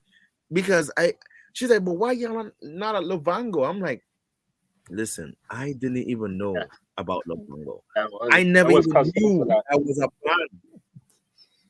I just happened a boat for my friends and we here. We 30 minutes gone. later, you know what I mean? I Yeah. was just a little delayed and I was like, how much today? You know what I mean? They have the big guns. I'm ready for them to come home with some trophy fish while I scoop up the little ones and like to be nosy. You know what I mean? That's me. Yeah. And it was completely a different story. Because, like you said, there, I mean, you had so many things going against you. You didn't have your spare gun because you lost it on the My spare gun last have dive that we my were spare on, gun. or I didn't have my GoPro. I lost that on the last you dive we were lost the on. GoPro. Yeah, Yeah, you I lost the already ran into GoPro. again. yeah. When I was going on the boat, literally while I was walking on the boat, and Joe and Romeo attest to it, I look at my gun, and that's when I realized right where you put the line, that little piece of wood between that holds the trigger line to the spear, it has a Snapped. little break snap, and Oh, you okay. can't put no pressure on that. And as soon as I saw, I was like, man, I was like, Joe, look at this. I was like, this is the end of the dive, but I don't feel like ending. I said, bro, you know what? It's okay. And they were like, what do you mean we can fix that? And I was like, nah, Joe, man, I was trying to go in the car. I got pulled spear. Like, today's a new day. You know what I mean? Like, and we were underwater just like that. I did not care about my gun. Left Yeah. my actual spare gun in the car. It was broken. That was like the first wrong sign of the day for me. And I completely And was oblivious to it. But like it was a talking signal about of like why you need to walk with spare. Because if it didn't go, right. mhm. No, I was saying I was talking gonna say about personally, if I didn't go on the dive mhm. because then it'd have been a different story. That Can you hear me? Can you hear definitely. me better now? Yeah, you were Yeah. breaking up a little bit. So yeah, all right, let me come to a little better spot. with what I was asking you about, like giving someone your location, my next question is what safety precautions have you taken since I know you guys, Joseph, you haven't been diving yet, but what are your plans for extra safety precautions that you might be taking to Oh, prevent something similar from happening again? so number one, again, another dive buoy, just like the one I lost in the water when the Coast Guard diver cut it off of me. That's the first thing, because I don't dive without my float. And the second thing is I've ordered a marine waterproof radio that floats, but it will be attached to it. Won't I won't have it with me at all times, but in dives I'm unsure of or it has current or whatever, that radio is clipped to my buoy. So if anything happen, I can call for help, and it has a distress button. It's like a beacon. If I press the button, the Coast Guard gets a GPS signal on my location. So I'm not going ever going through with that, and that's just a safety net, just in case it happened. I can press my distress, and I could at least call them to say I'm okay, I'm drifting, I'm here, whatever, you know. Hmm. And Romel ain't here, but Romel ordered his beacon already. So he has a beacon which basically the same thing. You press the button, it sends out a distress call for like 2 to 5 miles in all directions. Coast Guard will pick it up, you know. I know you guys, you Anita, had someone talking to you about leaving the boat without a captain. What are your thoughts on that? My thoughts is everybody has a way of enjoying the sport. Some people have somebody in a boat that follows a diver. Other people go to a spot, anchor out, and dive in. There's disadvantages and disadvantages to both. I like being able to the freedom of just dropping the anchor, going to a spot, especially spots that I don't want other people to know, and go about my business and dive. Yes, it would be nice to have somebody who follow you while we dive in, but the way we do it is not absolutely necessary. I don't think we're changing the way we dive in reference to going to a spot, anchoring in, and scuba diving. That won't change much. But if there's an opportunity where somebody extra on the boat, say, hey, they could follow us. If we going someplace unfamiliar, I would say mostly is if we going someplace unfamiliar, we might juggle some things and change how we go in the water and dive. But if we go into our regular spots, I see no reason to change how we just anchor in and dive because we know the spots. There's no crazy under the water current that gonna take us anywhere. It's usually a calm spot. We go to some rock, get some lobster, get some fish, and we come back. another thing too is that like when it comes to diving, I realize it's very hard to find diving buddies, guys. It's very Yes, hard to find that's diving another thing. buddies. So like with your timeline, your schedule, we all have Everybody's schedule. Yeah. time, Yeah. So like we did. I feel like we did the best we could, but there's ways that can maximize our safety. Technology Yeah. helps. Technology definitely helps. Awareness. Our team was quite aware, and I feel like it was one of those situations where I knew if I didn't see them at a certain time, I felt like this happened, and they felt the same way about me. Which means that like within this experience, hearing this for the first time from y'all, I know for a fact that the emotion is equal. That the care is equal, the love is equal, the respect is equal. And when it comes to diving, that's what you want in a team. What I mean? It really is. It really is. It's knowing that everybody's thinking about everybody at the same time while we're in the same situation or could be in the same situation. Because there's times where I could have turned my back and something happened, and Joseph, that man, coming looking for me.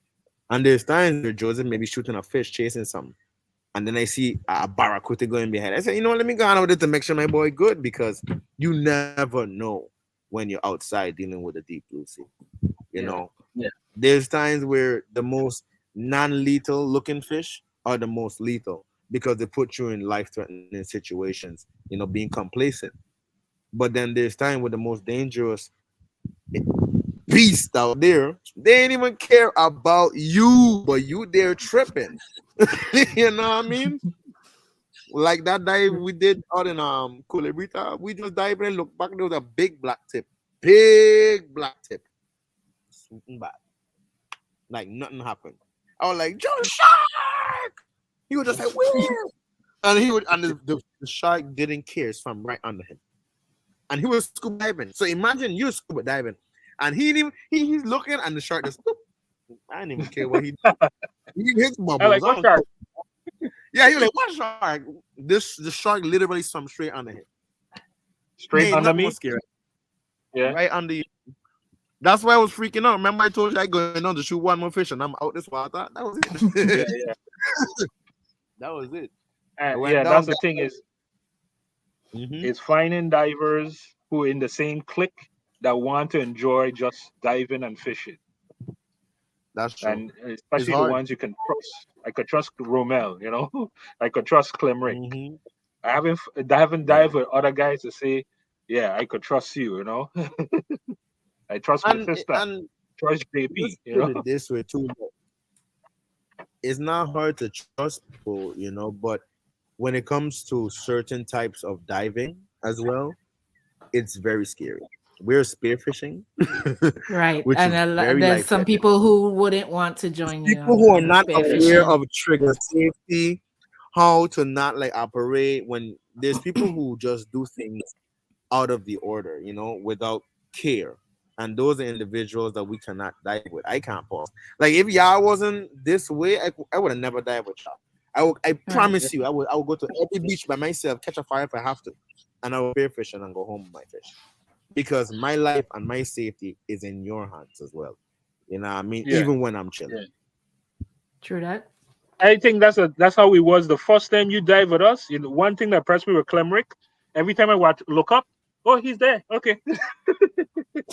You listen, I bro. 50 feet in the water, and I like, oh, the dude right above me. Like, okay. Listen, this man went on Expecting. to shoot a fish, and before he could pull the fish out the hole, Ali said, next spear, shoot the next fish. Yeah, bro, I'm right over your shoulder, waiting for that fish. But I'm looking to make sure you're safe. You know what I mean? Like Yeah, yeah. it had a time, even on the first dive. Actually, no, the second dive we did. He shoot a fish, and we were in there for a minute, and I promise you, a shark just swimming by, and I was like, "Yo, I flagging thing, like we there looking. Romel is here, Joe is here, I'm there, full 3 point. Like anyhow you put it, we can protect ourselves, and that's key. That's very key. We We need made teammates out mention there. earlier about the boat. Joseph and Romel were aware that there was an issue, and I guess missed giving you that information. So I just want to go back over because we have a statement here that says safety precautions. Show the guy on the boat how to actually use the boat. Um, and they missed the opportunity to at least let you know that there was an issue at all. I am going to assume that it was just the order of the day. You guys were excited to get out, but I'll let Joseph go Yeah. ahead and speak to that. Yeah, that basically it. It was the order of the day because we got in the boat. I'm like, how come it's not? Because honestly, when he was taking it off the trailer, I usually take the boat out. I'm like, why is it's not starting? I know I know the battery switch was on, everything on hand in swinging like, and I moved the stick a little bit like, oh, and I went, I'm like, oh, okay. I think the throttle shift has shifted a little bit. So I tell Romel, but we were ready like, yo, let's get ready, pouring the stuff in the boat, let's go out. You know, we didn't think like, hey, Clemrick, neutral kind of goofy because the shifter shifts somehow, it's not where it's supposed to be.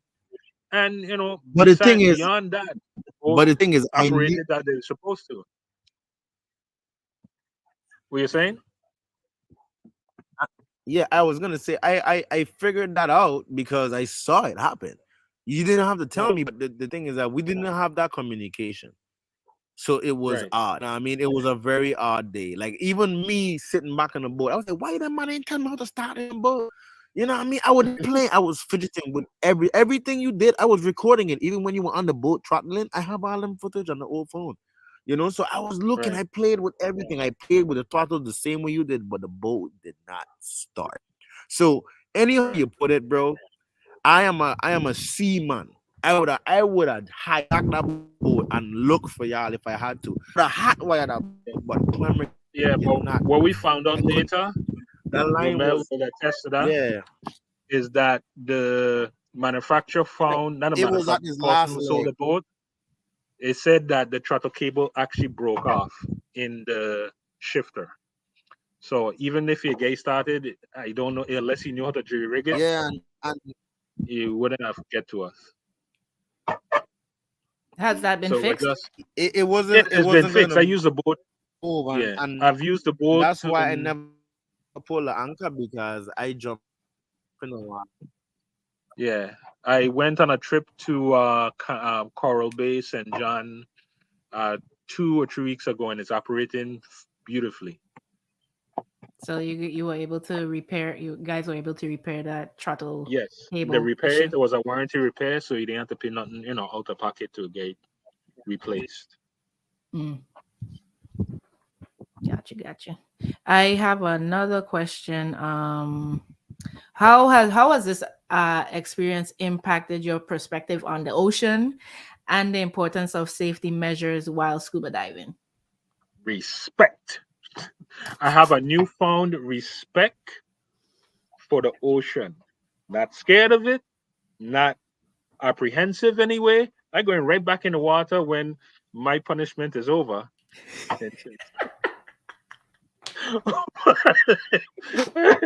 I How mean, long you besides been put on having a, timeout, man? yeah, by the How time long is it? Like 3 months? she said three What's the months, I think it was two three or three months? months. So you're going back in the water. So I like, okay, I'm going to honor Oh, the three unless I months come to because save you.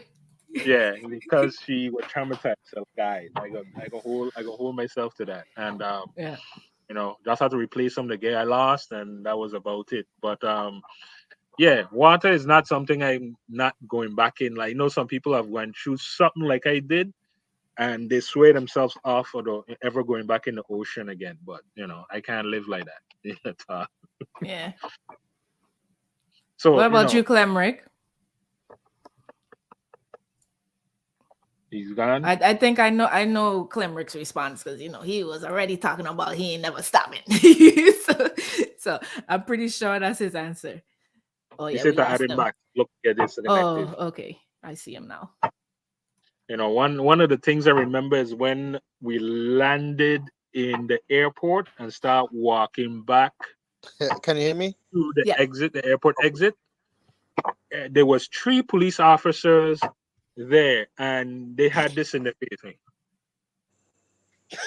They find you. I mean, dead serious. A female officer and 2 male. Like, we didn't think they were gonna find They you. will We find you at thought you this were time. lost. Yeah. Yeah, at Because this at that time, point it was what, like maybe 9:30, 10 o'clock? Yeah, it was 10:30 9:30 going on about 10. then. Yeah. Mm-hmm. Yes. Oh, That's a late. And long they time. say they work that shift. They say they've seen people not come back. I'm like, whoa. Yeah. Like Yeah, legit. so they were completely surprised that they saw us. And like, wait, you have your gear? Like, yeah. Like Yeah, and that's the they, next thing, right? Because like y'all didn't even have to go to the hospital. That's crazy. No, right. I didn't. I tell them I didn't want. I say I'm not injured in any way. I'm just exhausted. I want some to drink. I want some Need to some eat. I want hydration. to rest. Yeah, What That's was we it. the were just in first the thing you water. guys ate after getting back on land? What the hell did I I eat? don't I don't even even remember. remember. No I idea, don't huh? even remember No, either, bro. Like that I wasn't don't even even. something. I know I ate, but I just don't know what I had. I was hungry. I Well, you was were I'm hungry. hungry, I'm sure there sure. was no Yeah. taste in that food. I ate for survival. Did Legit. you have anything on the boat to eat, Clemrick? Or No, did you have to wait until you got back to land as I well? didn't. I honestly was hungry the whole time. Like I did not have anything to eat, and it's There's funny one thing. because I didn't have any lunch that day, so I was starving. Oh, Yeah. I couldn't taste food properly for at least a week. From that's all our that salt, salt. right? That's that All the salt. Yeah, salt and in that's my what I was mouth telling you. I don't remember what constantly. the food tasted like after that. I don't. For a Every week. You too, Yeah, Clemrick, a for at week? least a week. No, at least a Yeah. few days. A Remember, few even days like for you? yeah, I No, don't it was You remember. weren't wow. in the water as long, so Yeah, I Yeah, was in but the yeah. I was water still for in the hours. water for a long time. I was beaten. You know what I mean? Like Yeah. I would soak my dreads. Like I had so much time in the water. Plus, I've been fighting against the elements. But the whole experience was such an ordeal. Like the week after that was just like a bzzz, like climate dysfunction. Bzzz, climate dysfunction. And it was Nah. funny because when I came back to work, everybody like, "You come back to work today?" You You didn't take you no know you time had to off. pay. Yeah, you never know, right? And that's a funny thing. You never know who in your corner until you in trouble, right? Bro, My never. coworker Taya was calling because she have people in the course and friends in rescue. She said she called all the people. She actually was one of the people that said when they said they was coming, when the captain was making his last round, Yeah. she actually tell them to tell the people they had to make at least one more round One They have more. to because make at least one more yes, round. she was one of them who called whoever she had to Yeah. call to make sure they do another pass Yeah, man. because she Everybody did like hear that. Oh, they calling it off because Yeah. on the first pass they were calling it off, and when she heard that, no, so my 5 minutes were probably 20. Because it was Yeah, I mean it's hard for no, you to tell the it was time. legit like 40, bro. It wasn't even 20. It was a because very it It's was hard to be 40? because after the it was first no all no I'm my, telling you my this, focus Sonny. was helicopter. When are you coming Mm-hmm. back? So I think I saw it go as far as close to the airport and slowly come And back. And maybe when I come come back, back. I like yes. But Yeah. she said Yeah, she make a because pre-toss to make sure they make a second pass at the very least. And I think I heard my yeah. wife said that they gotta make a second pass. Everybody will like make a second pass because Yeah, I that mean man Yeah, from Julie everybody, tried even to me on the boat, I was frustrated. I was telling her to make a next pass because it didn't make yeah, any sense. Like the weather was just easing up a bit. You know what I mean? At that point of the night, and the boat was already heading back. The boat was already like to me called up. You know what I mean? And when we got that signal, like, hey, we just spot some lights in the water. Everybody was like, hold up. Everything got still for 2 seconds. You know what I mean? But that was a long time. It was not 2 seconds at all. yeah, when we were told, well, when I was told by Julie that and I think Alencia told me as well, my sister, that they were planning to call it for the night because of low visibility and high winds. Um I didn't know how I would pass that news on to my mother because I was holding off on telling her anything until Uh-huh. I had more information. I yeah, didn't want to worry her until, like, because I'm like, it's Joseph. We were actually not making a joke, obviously, because we were worried, but my sister was like, he probably on the island in a Spider-Man pose, like waiting yeah. waiting And for somebody to pick we him were up. really trying to get to the island because we Yeah, said we could rest and relax and just do our lights, like this every now and yeah. then, but we never made it. But yeah, So it was, and then when we were told that, like, they were not going, I was like, oh crap, now he gonna have to. I was like, it's probably like, but at this point it was probably like, what, like 10 o'clock at this point. I'm yeah. like, damn, so that means they're not gonna start again till like first light, let's say Yeah. maybe 6. I was like, that's gonna be a long night for him. Listen, I you know was saying like, ain't Yeah. no way these man ain't gonna be past Puerto Rico by tomorrow, man. With this weather, Man. ain't no Would have way been at because least y'all. halfway. No, I feel like y'all would have been past Puerto Rico. Listen, that weather and that current was pulling. I know you were Everybody in the was asking me, water. like, does I he know you have were a in the buoy? water, Does he have a but light? I was yeah, like, he definitely has a buoy. I say he's usually has a flashlight. I don't see why he would, unless there was some issue, like maybe the battery died or something. I say, Yeah. And hopefully the I battery started, life. yeah, and I started carrying an extra one in my bag. So Right. even if mine gone dead, I'll be like, let me take my extra, switch the batteries, boom, and back out. My secondary is ain't as bright, but I start like what you do. I start to do just carry a Yeah, yeah. secondary flashlight and just in You even case. on just that never dive, know. yeah, Yeah, even on that dive, I pulled out a brand new dive light I had. Like it was a little lobster light, but I brought stuff that I typically wouldn't even bring on the boat, literally that day. You know what I there was mean? a Because yeah. it was literally like, hey, Clarence, you gonna camp on this boat or jump on this island, and you gonna still fish. I going back to me, but I'ma still come with safety stuff. I brought my inverter, I brought this, I brought that. They were like, Clement, we know all this stuff. I'm like, bro, I don't care. I'm still coming. You know what I mean? It was a time in the water where Romeo was panicking and he would just have the flashlight like, hey, hey, and like Romeo, there's nobody That that can gonna hear hear you. you. And I doubt anybody gonna see the light from because there's no one around. Even from sometimes somebody see some errant light in the water. They're not. ain't not Speaking gonna. of that, you guys were trying to get the attention of a cruise ship. Yeah. I mean, I know you were pulling at straws at that point, Yeah, but or pulling a straw. Anything I see, or pulling at straws. We were. I see the cruise ship. I just do so with my light and like just gently going back and forth. I'm like, no, it's too far.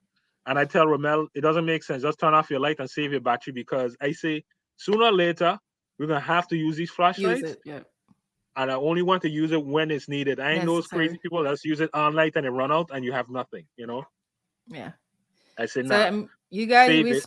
we spoke about changes that you would be making as far as adding things to you. But what gear are you thinking about right now that is a definite no to be left behind? You are going to make sure you always have it on every dive. Well, as like I usually, but it's gonna be more. I gonna always have my float. More or less, I may put the flag back up, but Yeah. that would have helped anyway. But it's something I should start doing is actually put a flag on my buoy. I got to You order got to back put that another back. Yep. 90-foot, 80-foot line. I love that line. That line basically saved my life, kinda, because when I was so tired, my legs were cramping up so much, I actually had to go sleep. And some people are saying like, "How the hell did you sleep in the water?" Like I found a way because I actually needed to rest because Rest. Mhm. my body was exhausted. And Yeah. again, the When buoy you're in. Hmm. and that safety line, I had to tie myself to it because if I didn't, I was slipping under the water and swallowed. So yeah, must have my buoy, must have my bright yellow safety line. No doubt, always carry my flashlight regardless if it's night or day. Stuff like that. It has, and I'm gonna always, like I say, new safety equipment will be my radio in certain dive areas that I'm unsure of. It's not something I always need to carry. I rather save it for that day that is actually gonna be used. Yeah. Most What about you, definitely. And Clemric? for me, because I don't always dive with tanks. Like I've never dived with a tank with y'all. You know what I mean? And it's not a bad thing. I love being the one that's different because it gives us like an extra eye, for something else. And it's a different experience having a diversity on the boat. But safety wise, I think that personally goes back to like the communication up front. I do think that that's something I would love to implement more. We've done it before. It was just that day was one of those whatever days. Yeah. And Got complacent, probably. Yeah. we have to remember that any day could be that day. Yeah. Um, I definitely need to walk with extra snorkel and mask. I did have extra snorkel and mask in my bag while I was there that day, and the current was that bad that it made me switch a snorkel and mask. Mm. You know what I mean? Because certain pressures allow certain amount of water to come in every time you dive. And I have different masks that I keep on me, and I feel like that day it was just evident that you know we can be prepared for anything, but anything can mean Can anything. happen. So Hmm. we could always learn to be better. You know what I mean?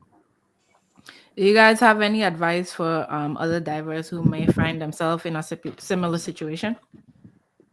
I Um, would say don't ever find yourself in a don't similar find yourself in situation. that situation. Like Basically, honestly, everything from our experience is a learning experience, even for me. And like, yeah, we may be smiling and laughing. No, this is not no joke. Like this is no joke. I It's mean, very serious. There's it was people a out there. point that legit say that I could lose my life.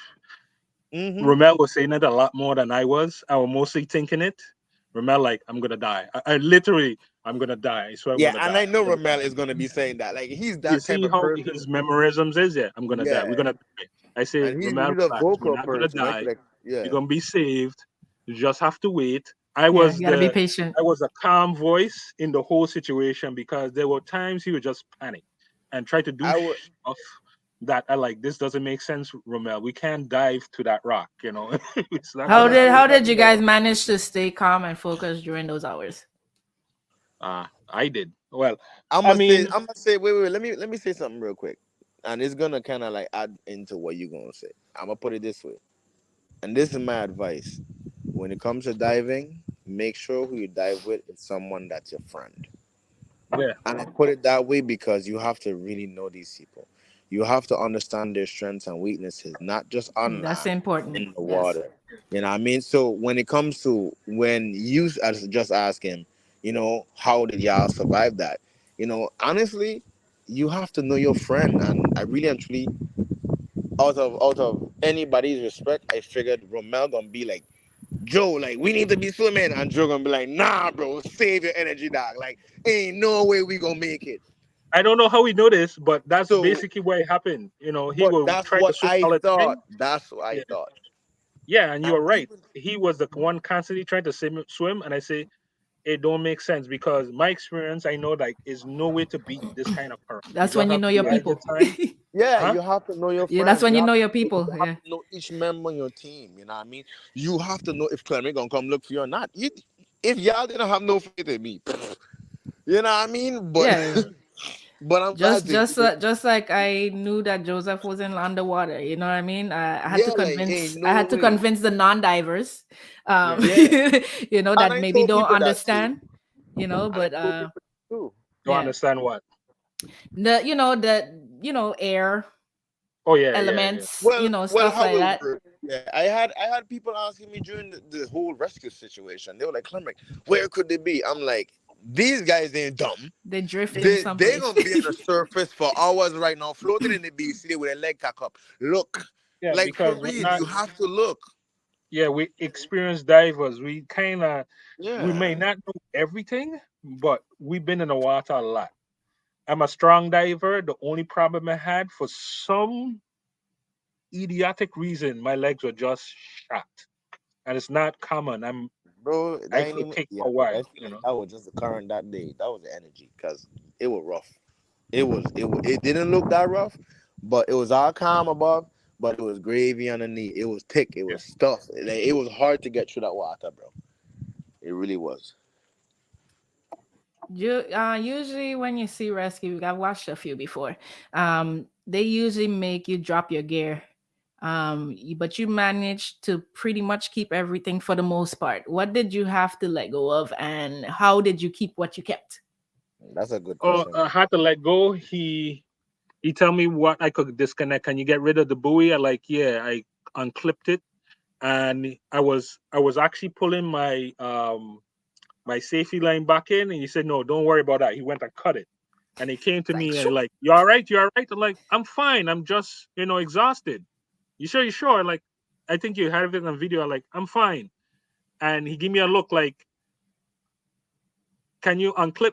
Can you get rid of the spray gun or get rid of equipment? I said, no, I'm fine. I could go with it. And give him a look, and he gave me a look, and I could swim to the basket. I'm good. Like, there was some. It wasn't verbal, but it was more body language. Like, I could Like, swim. listen, I holding on to this stuff. I ain't letting I'm it go. holding on to this. And I guess because I wasn't injured, hurt, Right. or overly exhausted, you're like, yeah, can you swim to the basket? Sometimes you couldn't speak. I like, So the basket came down. I swim the basket. I pulled myself into the basket. So I guess because I did that while I'm pulling it, before I put myself in the basket, you're like, I tell him like I have a spare gun at some point, right? Yeah, Says it you wanted loaded? to know Like, if it no, it's was not loaded. loaded. Where is it? It's in between my legs. So and then he looked at me and like, okay, I think in the video you could hear him pause because he was probably trying to figure out if he gonna cut it off of me or not. But I say it's attached to me, and I know you can't cut it because it's a stainless steel cable, coil cable on it. It's like there's no way to take it off unless I do all of this and unclip it would be extra. So Spend my I time. went to the basket. I went up in the plane. I had to take the spare gun and try to maneuver it and put it on the side so nobody tell me anything. Take off my gear, you know, a sharp It's a trip. matter of safety for them too, because Yeah, it's like, a matter of yeah, safety, but I guess he trusted that I was going to be safe. I don't know. yeah, that you didn't have it loaded, and it's not Loaded gonna and stuff fire like that. off. Yeah, Yeah, there's yeah, some things that don't need an explanation because there's none. Yeah. yeah, I yeah. mean, They like loaded? for real. Nope. Mm-mm. I But won't how have a was that loaded spare gun helicopter between my ride legs. though? I mean, who does that? Who puts a loaded spare gun between the legs? Maybe you That wanted to be needs to ready switch. for anything that come in the night. Listen, whatever coming are dead, I send. I think that would I hurt. have another outside question. I have someone ask, what is it about the water that keeps y'all coming back? Who want to take that one The first? adventure. That's like Every every time you go in, no matter if you go to this spot all the time, you always see something new. I It thought doesn't yes. disappoint. Yeah. Almost never bored. It's a different world, a different place. It's relaxing. I mean, there's so many words I could do. And my dog is there chewing a bottle. Okay. I feel like being in the water is something that's different, and when you have a certain love and respect for the ocean, it opens up different parts of, your perspective. And for me personally, I love going to the ocean because it teaches me a lot about life, like legit, survival, like how these fishes interact is crazy. So I love learning, I love diving different spots, seeing like unfamiliar stuff, seeing familiar stuff, and honestly, just being open to accepting what can be in the neighborhood today. Let's put it Hmm. that way. You know what I mean? And like when I see a shark, it's more of a, oh, you're beautiful, but you're beautifully dangerous. You know what I mean? But when you see a lionfish, it's like, oh, you beautiful, but you gonna look better on a plate, bro. Like I promise you. You know Facts. what I mean?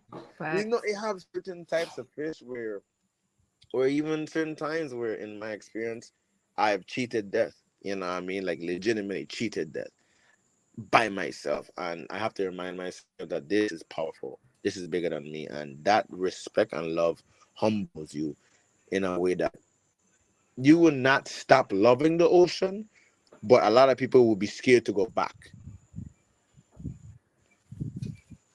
Simple. You know what I mean? I'm not scared. I just love it that much. To understand, I need to be more meticulous with her. You know what I mean? Like Yeah. the ocean loves me too because she's blessed me with a meal that day. But at the same time, like I had to fight for that meal. So how hard are you willing to fight for that survival? And it's really, really dope. But it was very definitely interesting, and I love going back. Awesome. Awesome. Do if I'll go ahead and open up. I mean, it's open, but yeah, are there any more questions in the audience? Is there anything else that you guys, wanted to get off your chest that we may not have covered? I wanted to know, like for even Joe Romero, like how was that helicopter ride? Like I don't even know. I've flown on choppers before, even down to National Guard when the storms hit. Like I've been on the Black Hawks flying from St. Croix, the first initial soldiers coming over type of stuff. But that is a scary flight. Like what was going through your mind when y'all got up on that helicopter flying back to St. Thomas? Like what was that like? I really want to hear that. Um, it was like a at last kind of thing, but going in that basket, it's not comfortable at all. It's a jolt because as soon as you get in, they tell you go up. You feel this whole pressure because the machine pulls you up really quickly. And then when I get in the helicopter, it had the AC on, so it was very cold for a cold Ooh, day and 8 hours of water. So that was uncomfortable. But it's funny because not funny, but I guess the rescue intriguing, diver maybe. knew very well because I had to do hand signals because you can't hear anything. So I'm like, be like, oh, take a knife, cut it open, and I had a blanket. Like, Yeah, I yeah. gave hand signals, so I had to have a conversation with him purely with you know ASL, even though I don't know anything any hand. Figure it out. I figured something out. Like, thank you. Can you Yeah, stupid shit like I that. Like I honestly, was yeah, thirsty. I wanted some water. Like, oh yeah, give me some water. yeah. I mean, the I situation with the. Go ahead, Claramac. And I was gonna say my ride back was quite similar. I mean, it was very loud, very cold, because they had the door open majority of the night for the Coast Guard boat. So like even when they banking and left banking and right, water coming straight inside and they just close that, go on the next side looking. So I was curious to know what was that experience for you or anybody else. Yeah, that's the thing about being on a boat in the open sea. There's no shelter. I was No, Take freezing exactly. the you entire take time. what's coming. you Yeah. know. Even Uh, when we came back to land and I saw them, I had to go to the airport to go see y'all because I wanted to see them physically to make sure they brought back the right people. the You people. know what I mean? It was that kind of day. It was really that kind of day, and even then and there, like, I was down, short pants, no shirt, freezing cold, but it was more of the excitement of knowing my people I'm okay, seeing y'all in the flesh, and in bed we'll catch up. You know what I mean? Like, that was amazing. It's amazing that we were even able to capture all of this. I thank Joseph and you for recording as we normally do, but Yeah, continuing to record in this situation so that we could actually get the perspective of something like this happening Yeah, and for that was in my ourselves. mind. Yeah, I'm like, if I something mean, getting happens, I'm lifted, I gonna mean, get it was pieces. pretty dark, but getting the rescue person and having that full conversation of exactly what happened when they dropped down to the water, you going up into the helicopter, even had a little clip of Romel returning to Mhm. the helicopter as well. Yeah, I kind of cut it off at the point that you guys got to the airport because we were gonna have this interview and I wanted you to speak on the situation yourself. right. I did get another question about I Romel isn't here, but I'll ask it anyway because I think you guys can still answer this. Um, it's about Black Manta. The question is, what would you tell divers that would want to dive with Black Manta to have them trust them again? Because this has gotten around that you got stranded and the situation. So how would you reassure, because I know sometimes Romel gets other divers from other states or countries sometimes diving with you. So how do you think you can reassure people that they wouldn't be stuck in a situation like this? Because we and I could speak on Ramel because me and Ramel have discussed this many, many, many times after the situation. We have learned from this. Is not a situation I think we will ever get ourselves in again because we, as divers together, even if we go dive and it's only us, we have talked enough to have certain things put in place that would avoid a situation like that reoccurring, even if it's just us on the boat and the boat is alone and we're going diving. So we have it if it's just me and him, we go to a familiar areas that we know are relatively safe in reference of being some undertow going to take us away. If we're going someplace new, yo, Clemrick or whoever that we trust will come with us for that extra layer of safety. Yeah. So we have made changes internally with ourselves because Ramel was in Ramel was in panic mode even after the fact that, man, I'm not going back in the water. I look at him like, yeah, right. You going right in back. Okay, yeah. I going back in the water, but I could tie myself to the boat. I'm like, dude, why you can Tie tie yourself to the yourself to boat. Wow. a boat with, I gotta get 200 foot of line. Like, that's not enough if you're diving. And you know that. No, if I tie myself to a boat always be with me. And like, That's you gonna be a know, whole that other the current situation. will What if the take, boat get pulled? No, you getting like, jacked if Exactly. the up. boat That's a get whole pulled other situation. and you buy a reef, guess what gonna happen? The boat can get scratched out, turn up, and aground in the reef. So no, That's not a good I idea. say we can do what we're doing, but we could do it safer. so, so you're like, okay, I won't tie myself to the boat. You're right. Yeah, it might get hooked up in the current. Like, yeah, it gonna pull you. You gonna pull it. That's fact. So I My mean, re- we Go had ahead. several back and forths to try to figure out what we as a group, me and him, or and everybody else, what we're gonna do differently. So yeah, it ain't gonna happen again. Yeah, that's a very good question, and I love it because my response to that question is that you never know. Yeah. You never know. This happens more common than you think, people. Very more. Yeah. we are just a great example of how to adjust.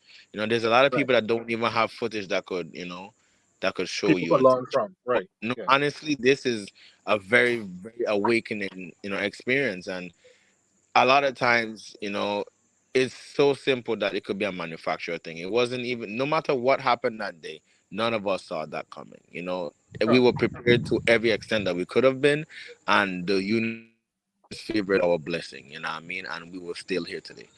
But Yeah, and I legit, don't think that anybody have a video like that ever been posted online and no, explained and interviewed no. and Yep. yeah. And that's why I'm so happy to do this, because I love teaching. Diving is, man, this is why I love Salty Lux. You know what I mean? Because y'all push content like this.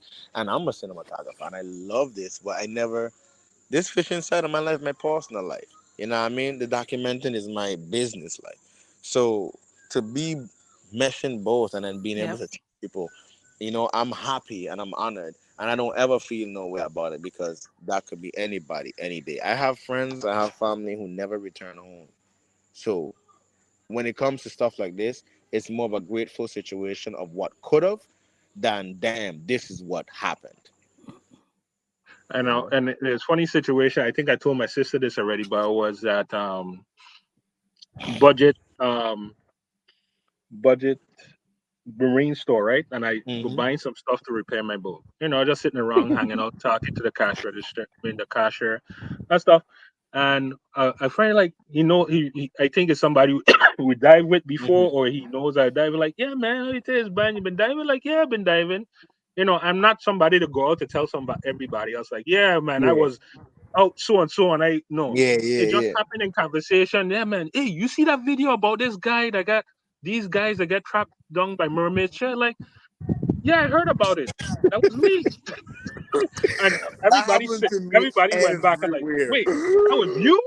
And like the people in back of the line, they had a white lady and another white guy in the line, like, wait, that was you? You were the guy in the like, yeah, that was me. And we had a whole conversation and like and the cashier was like, what video? What video? I got see this video. Like it's on YouTube, go Sati Lock, blah, blah, blah, blah, blah. And I was just in like these guys saw the video. And it's not only that um the local black guys saw it, right? It was the white No, people who it had the it's sailors international. that No, just here it's for a international. time. They going in and out. They're like, yeah, I saw that video, man. You're very lucky. How did you I had survive? And people from Colorado sending me the yeah, video from Salty Locks channel. Like, Henry, why I you know ain't if it telling me was you got somebody stuff? local, I would say patience. And they're But from Colorado. You know what I mean? That was crazy. This video, it went out, and people who follow diving, the community in diving is very small. So like when something like this happen, everyone feels that pain, directly or indirectly. We all feel affected when there's a boat accident or someone lose their life in the water. So For that sure. was definitely a the structured boating situation. community around here is very tight. So yeah, And it's tight, I even mean, if you don't know. just the island community, the yeah, degree of separation Listen, is really small. So yeah, it's right. very, very small. Because even when it happened, like I kid you, I had friends who are military. They've had family in rescue. I got people in Puerto Rico that's rescue. And I had friends literally calling me from El Paso, like, yo, bro, I hear you made it back home yet? You still in the boat? Like, wait, what kind of question is this? But that's my military friends who could be that direct to me, and be like, hey, bro, you okay? So I had people checking on me from every corner of the globe who found out about it, and that was amazing. Even to like when I was walking around, I went to work. Even when you posted the video, Julie, I was completely oblivious of the video even being out until like what, the second, third day, because I went to work and people were like, you ain't seen the video? And I'm like, what video? I am a photographer. I am a cinematographer. I yeah, I don't. thought Joseph had already told you about it. Well, my You hadn't phone seen was it yet, broken. My phone was broken. and you didn't have a phone.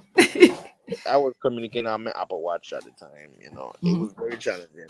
It was a weird coincidence of so much events, and it was funny because I literally took my chip out my phone, put it on my iPad, to say, man, I need to get some kind of service or figure out how I'm gonna do this. And that's when I saw the beginning of the video, and I was like, "Ooh, I can't watch no more. I gotta wait." And I was like, "I Yeah, remember Julie hitting me up about this." And then that's when I came back. I was like, Julie, that's it. And you like, yeah. And I was like, oh, I was like, okay, I can't finish this. I really have to watch this like later, because I knew if I watched that at work, it wouldn't have been like, I don't know Yeah, what my day would I have been had a like. kind of an out of body experience watching it. I watched the Yeah, first 10 minutes, and I like let me stop for a while, compose myself, and yeah. I watch the rest of it because it's not like I'm watching somebody. I'm watching me. Yourself, yeah. I'm the I'm the And the presentation funny is thing my about voice. it is, while I was creating this, I would call him to ask him about certain things, and he'd be like, "Well, he hadn't even watched the video that he has, Yes, I didn't want. because I guess he did it I to I them. didn't He even did not watch it want too. to relive, I you didn't. know." I have all the Yeah, content. I did not relive it either. Like I really didn't. Like I know it's here. I know it's gonna be used. I was just Yeah. giving myself like that break in space to recognize that we're still here. Like yeah, legit. Right, because I mean, You know, you gave me that those videos. It was either that night or the the following same night. night. Yeah, Yeah, and I I was think the like, same night. I could use this, right? Because I I think I'm mean, gonna yeah, put together something, yeah. That's you what I'm know. saying. I'm willing to do this documentary. I'm And willing to push it Joseph had however. told me he was video recording too. I was like, oh, that's perfect. You Yeah, know, I remember you telling me that. She was like, "Yeah, he might have some." I was like, "He got a chopper." Ooh, yeah. I So we got gotta wait to this. see. I was like, I gotta wait to Yeah, see what he actually has. But yeah. whatever he has, I'm gonna use it to try to Listen, compose a story as best as possible. I knew right. that even if this didn't get like the video didn't even get public, I would come into Joseph house to come look for this video. I knew I had to show me. Like I knew I would have had to see your GoPro footage that day because like it's that kind of day where you just want to know. Now I have this conversation. Now we good. Like I'm gonna watch the full thing. That's crazy. I couldn't pass. I couldn't pass watching myself. Like as soon as it went underwater, I was like, I don't Yeah, even want to I gotta give know. my sister props because one of the most comments is like who who narrated this? It's like my sister narrated Salty Locks. Like, how'd she get all that information and the radio and like she put it all Everything, together? She Yeah, narrated it like she every, was and there I was getting exactly. it. And I was coming for it too. Like I'm glad that she did it because your sister asked me, and even though it was within the heightened like stage, I was like, yeah, like hell yeah, we better. Like it yeah. better You be. got you got to make the We video. have to. I was sitting in my car at like 3 in the morning. Like we have to because like this is one of those things that is changed. Like even for me, Yeah. like I will watch this for me. I will watch it so I could be better. You know what I mean? I would send this to my family who dive so they could be better. And you don't have to be diving, it's just a boating community. Anybody who's in the ocean, on the beach, you have to know what to do. Not have to, but it's always good to know what to do, when to do it, Survival, and how to do it. You know what I mean? survivals, And perseverance, Yep. you resourcefulness. could be, listen, remember, we live in the islands. We live in the islands that's subject to conditions to change. You know what I Yeah. mean? From the seaplane down to the airport, down to a boat, down to a car running off a waterfront. It's all the same survival instincts. That's anywhere, man. I mean, we've been in Florida diving and weather is Yep. fine. And then all of a sudden there's a storm Boom. coming Yep. in, Hmm. full downpouring rain, Oh yeah. Oh yeah. thunder clapping in the distance. The worst thing is when you're in the water and you can see lightning striking. No, that's Oh, yeah. I've had that. Yeah. But this experience was definitely a good one. I'm glad it was good because it ended good. You know what I mean? That's what I would say. I had somebody ask a question again about guys talking about maybe having an EPIRB. Joseph, you want to reiterate about Oh What? what? yeah the EPIRB, the beacon? Oh, the Yeah. beacon. So what I'm getting, I didn't want to get the same thing as Romel because me and Romel dive a lot together. So I didn't want that type of redundancy. My mind is if he gonna have a beacon, I gonna have marine VHF radio that's waterproof. It could be in the water, it could survive its IP6 whatever to the point that it could be submerged up to 10 feet and nothing will happen. You can still use it. Up to 10, so you're gonna keep it, I guess, floating with the It's with the gonna be top of the float. just be yeah, it's gonna be on my just clip to my float and it could stay there and float in the water because it's going even though it's on the float, it itself is can float itself. So Hmm. it could stay there in the water and it can be used underwater, not under, but it can be used while water splashing on you and all that Right. stuff. So and it has a distress button like the radio I have in my boat. So if I press it, even if for whatever reason the distress beacon that the radio transmit can't reach, if I could hear somebody radio, I could at least relay my GPS coordinates while I'm in the water. So that's kind of why I wanted that and something different. So there's some redundancy, but I have an ability to talk to somebody around 2 to 5 mile radius because I have a handheld radio. You know. Yep, definitely going to be helpful. Yes. Yeah, I honestly found I was looking up because I didn't want to get a beacon just yet because I'm not trying to dive when it comes to scuba diving. I'm not trying to dive so much. I still want to free dive, and I know most of the time when I dive now, I'm diving with people. Hmm. So, certain things I feel like I don't need. So because I'm a minimalist, I went looking and I found a dope phone case that came out a few months ago. It's Apple. It's basically made for Apple iPhones or even Androids too, but mainly for Apple. And it's a waterproof case, so you can scuba dive with. And it has attachments for GoPro lights, and you can do professional photography and cinematography off your phone. It has a SOS feature for your new iPhones. Like it's literally new technology. And there has been tests, and I've seen good reviews, but I still have mixed feelings because the product is still so new. Um, it's only been out for like I said, a short time, not even like 5 years for me. From Is what that I the read. CCAM? I don't think it's. I think it's similar to the CCAM, but it's not the CCAM. It's a Okay. competitive brand. The Okay. brand. I think I came across the name, but I was searching something else when I came across it, and I liked it. You know, I mean, it's very nice. I see a lot of good stuff, but there's a lot of dive shops that really specialize in rescue gear and stuff like that. So I really wanted to take my time out to go and get educated about what are the best things for free divers. You know what I mean? Because scuba diving to me that's easier for me to find help. When you're free diving, you catch a cramp, you got nothing to hold you up. You know what I mean? Like it's that's it. I gotta find a way to dive safer, but I don't know. Scuba diving and the ocean is one of those things where you gotta be prepared for everything, but you can't carry everything. You know what I mean? So Yeah. it's tough. It's really tough. I'll going to see if there's any more questions, but in the 2:22. meantime, You know what time it is? say that again. I said 2:22, as in 2 hours, Oh 20. yes, yes, I, yes, yes. We've been running for that. I yeah, mean, it's a lot to talk about. I mean, you guys were in the yeah, water for but like eight that's hours, right? yeah, that's true. But that's my alignment numbers. When I see them numbers, Two once I see twenty my two, two, I know what time it is. Yeah, for sure. yeah, it's good. You know, But I'm grateful that we were able to capture, this footage. Grateful to the rescue team that were able to find you guys and bring you back to oh, safety. thanks for sure. I'm hoping that this story can, help others to continue to be safe while they're diving. Yeah. um and we obviously glad for the happy ending, because things could have gone another way easily. you Most know definitely. we respect the ocean.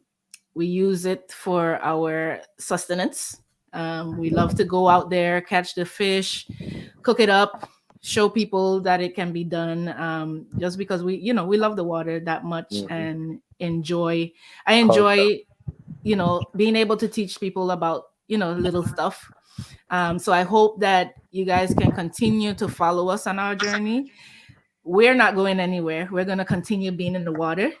um Facts. Clemric, Joseph, our Romel. Hmm. Clemric is planning to have a channel open up soon. So as soon It's as he launching gets real. that launched, we'll go ahead and announce it, because I'm sure we'll have some collaboration in between Most there. We know definitely. we have a video that we We can have collaborate content. on. Yep. If you would keep your GoPro, Hey, not hey, keep hey, the. them snappers be doing the most. You I know what just I want mean? to say that Clemric lost his GoPro already, and I found it, Weeks returned it later, to him, weeks and later, then he lost it again. with them. While he was diving with us. So I mean, Oh my hopefully god, we can that have another GoPro has. story about me We finding have the to go GoPro back to for that you. spot. I feel like it's No, still there we in ain't gonna that find it. snapper. We ain't gonna find a GoPro again, but that spot, yeah, is a definite. No, Oh, no, that no, no. spot is definite. No, no, no. We have to go back over there. That spot where I shot that fish. I promise you, that GoPro inside the hole, bro. Do It not say ain't the no. name. of the Well, spot. we're not Not gonna the I'm not review. the saying the spot. spot. I ain't Don't saying the reveal the spot because spot. they're not gonna find it. They're not gonna find it. You could search everywhere.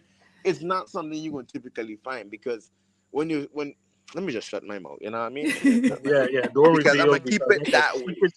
secret spot. No, no, they're not gonna You find only it. get There by is boat, both. and most people I doubt know about it because they have some snap in there. My God, You No, know, it's we not we a we yeah. have some frequent salty lock spots that we have to keep Yeah. undercover to undercover. Yeah, Yeah, but ourselves. so honestly, yeah, that was a very even that day that GoPro is in a very interesting spot because the way the reef was set up and I know how I shot that fish, I wasn't even getting it back at that. I was not going back down to take that next deep breath. Like I was too Yeah. exhausted. That fish dragged me into a hole. Ain't no way. I was like, nope. Mm-mm. I went up, get my breath, run back. I swam back down before I could even before the gun could disappear. Grab onto my gun, I let go of everything else and pull, and that was it. And yeah, the GoPro Uh, there. I know it's there. I promise you, Salty, it did it. It did we might find it just yet, and No, it did it. We just got. I hopefully gotta come with my scuba vest this time. Boy, gonna find it. that was what at the end of January or the beginning of Yeah, I February. think so. No, So when it's which been dive? when and you you can when you see the lost boat it in the with the background. Oh, oh, look at this. is that the boat or that's That's yours? that's That's the that's other the one. boat right That's there. That's Romeo the boat. boat, That's Oh, a okay. boat there. That's a famous one. The Black The Manta. famous boat. Black Now you Manta. have I a have it. that Black We have Manta it got stored in full my Puerto Rico. area because, well, he It's went just away easy and I access. had to bring it back out the water. So it's here in Yeah, the that's just yard, easy more or less. access. And I'm gonna probably go with it this weekend, this long vacation weekend. You have Go out in fun. the water, not to dive, just to enjoy the water. You know, go to one of the Well, caves, just relax. yeah, that sounds good. But just throw a line if you need something to eat. You know what I mean? I could show you some pointers if you're not too we'll sure. take it slow. We'll take it slow the Yeah. next time out. Me, Clamrick ain't never starving. Me and Cavers, even on the Coast Guard boat, are ready to throw line. Like, I think it's joke. I was going, listen, we were not starving that day. Mm-mm. We're not starving, but I'm so happy for it, man. It was a good day. All right. So if we don't have any more questions, and if you guys don't have anything else to say, I'm gonna go ahead and wrap I this have up. one more thing. Go ahead. Sorry. No This is worries. a message to you and everybody else in the team. From someone that I met personally here in St. Thomas. They watched the video and then they came to me with like tears in their eyes and stuff. You know what I mean? Because they had friends in Puerto Rico that never returned from stuff like this. Mm. So Yeah, I you know, heard. I've had a lot of people a good bit of people. Not just a lot, a good handful of people come to me and say, like no jokes, all everything aside, like thank you for sharing that, thank you for dropping that. I was like, it wasn't even me. Like I was filming that day with intent to, but it was solely private. You know what I mean? Until I was ready to release. But the information is so critical. I cannot say no to holding that private. I feel like that would be robbing somebody else. You know what I mean? That experience was too real. So, they want to say thank you from the bottom of their heart. Even though that their friends and loved ones didn't make it back, at least they have hope that more people could be educated of how to be safe outside, not just on a boat, but diving and in the Caribbean, because it happened right next door in Puerto Rico. Right. Yeah, So. noticing currents, what to look for, to even Yeah, it was recognize those everything things. about the day. It was everything about the videos. It was And just that's if Romelo here, he would say like, yeah, he has been studying up more on how to recognize rip currents and read the maps to know where the currents are, to know where to avoid swim diving. So yeah, he Romelo has went a little inch deeper to make sure that if when we go out, it's kind of safer. Yeah. So yeah, he has went the extra mile even to the point of being kind of ridiculous. But it's good. It's better to be ridiculous. Hey, it's better. Yep. I like an annoying Yeah, safety person. You wanna know why? Because you can never be right. like they Like, gonna don't think tie about yourself to the boat. everything.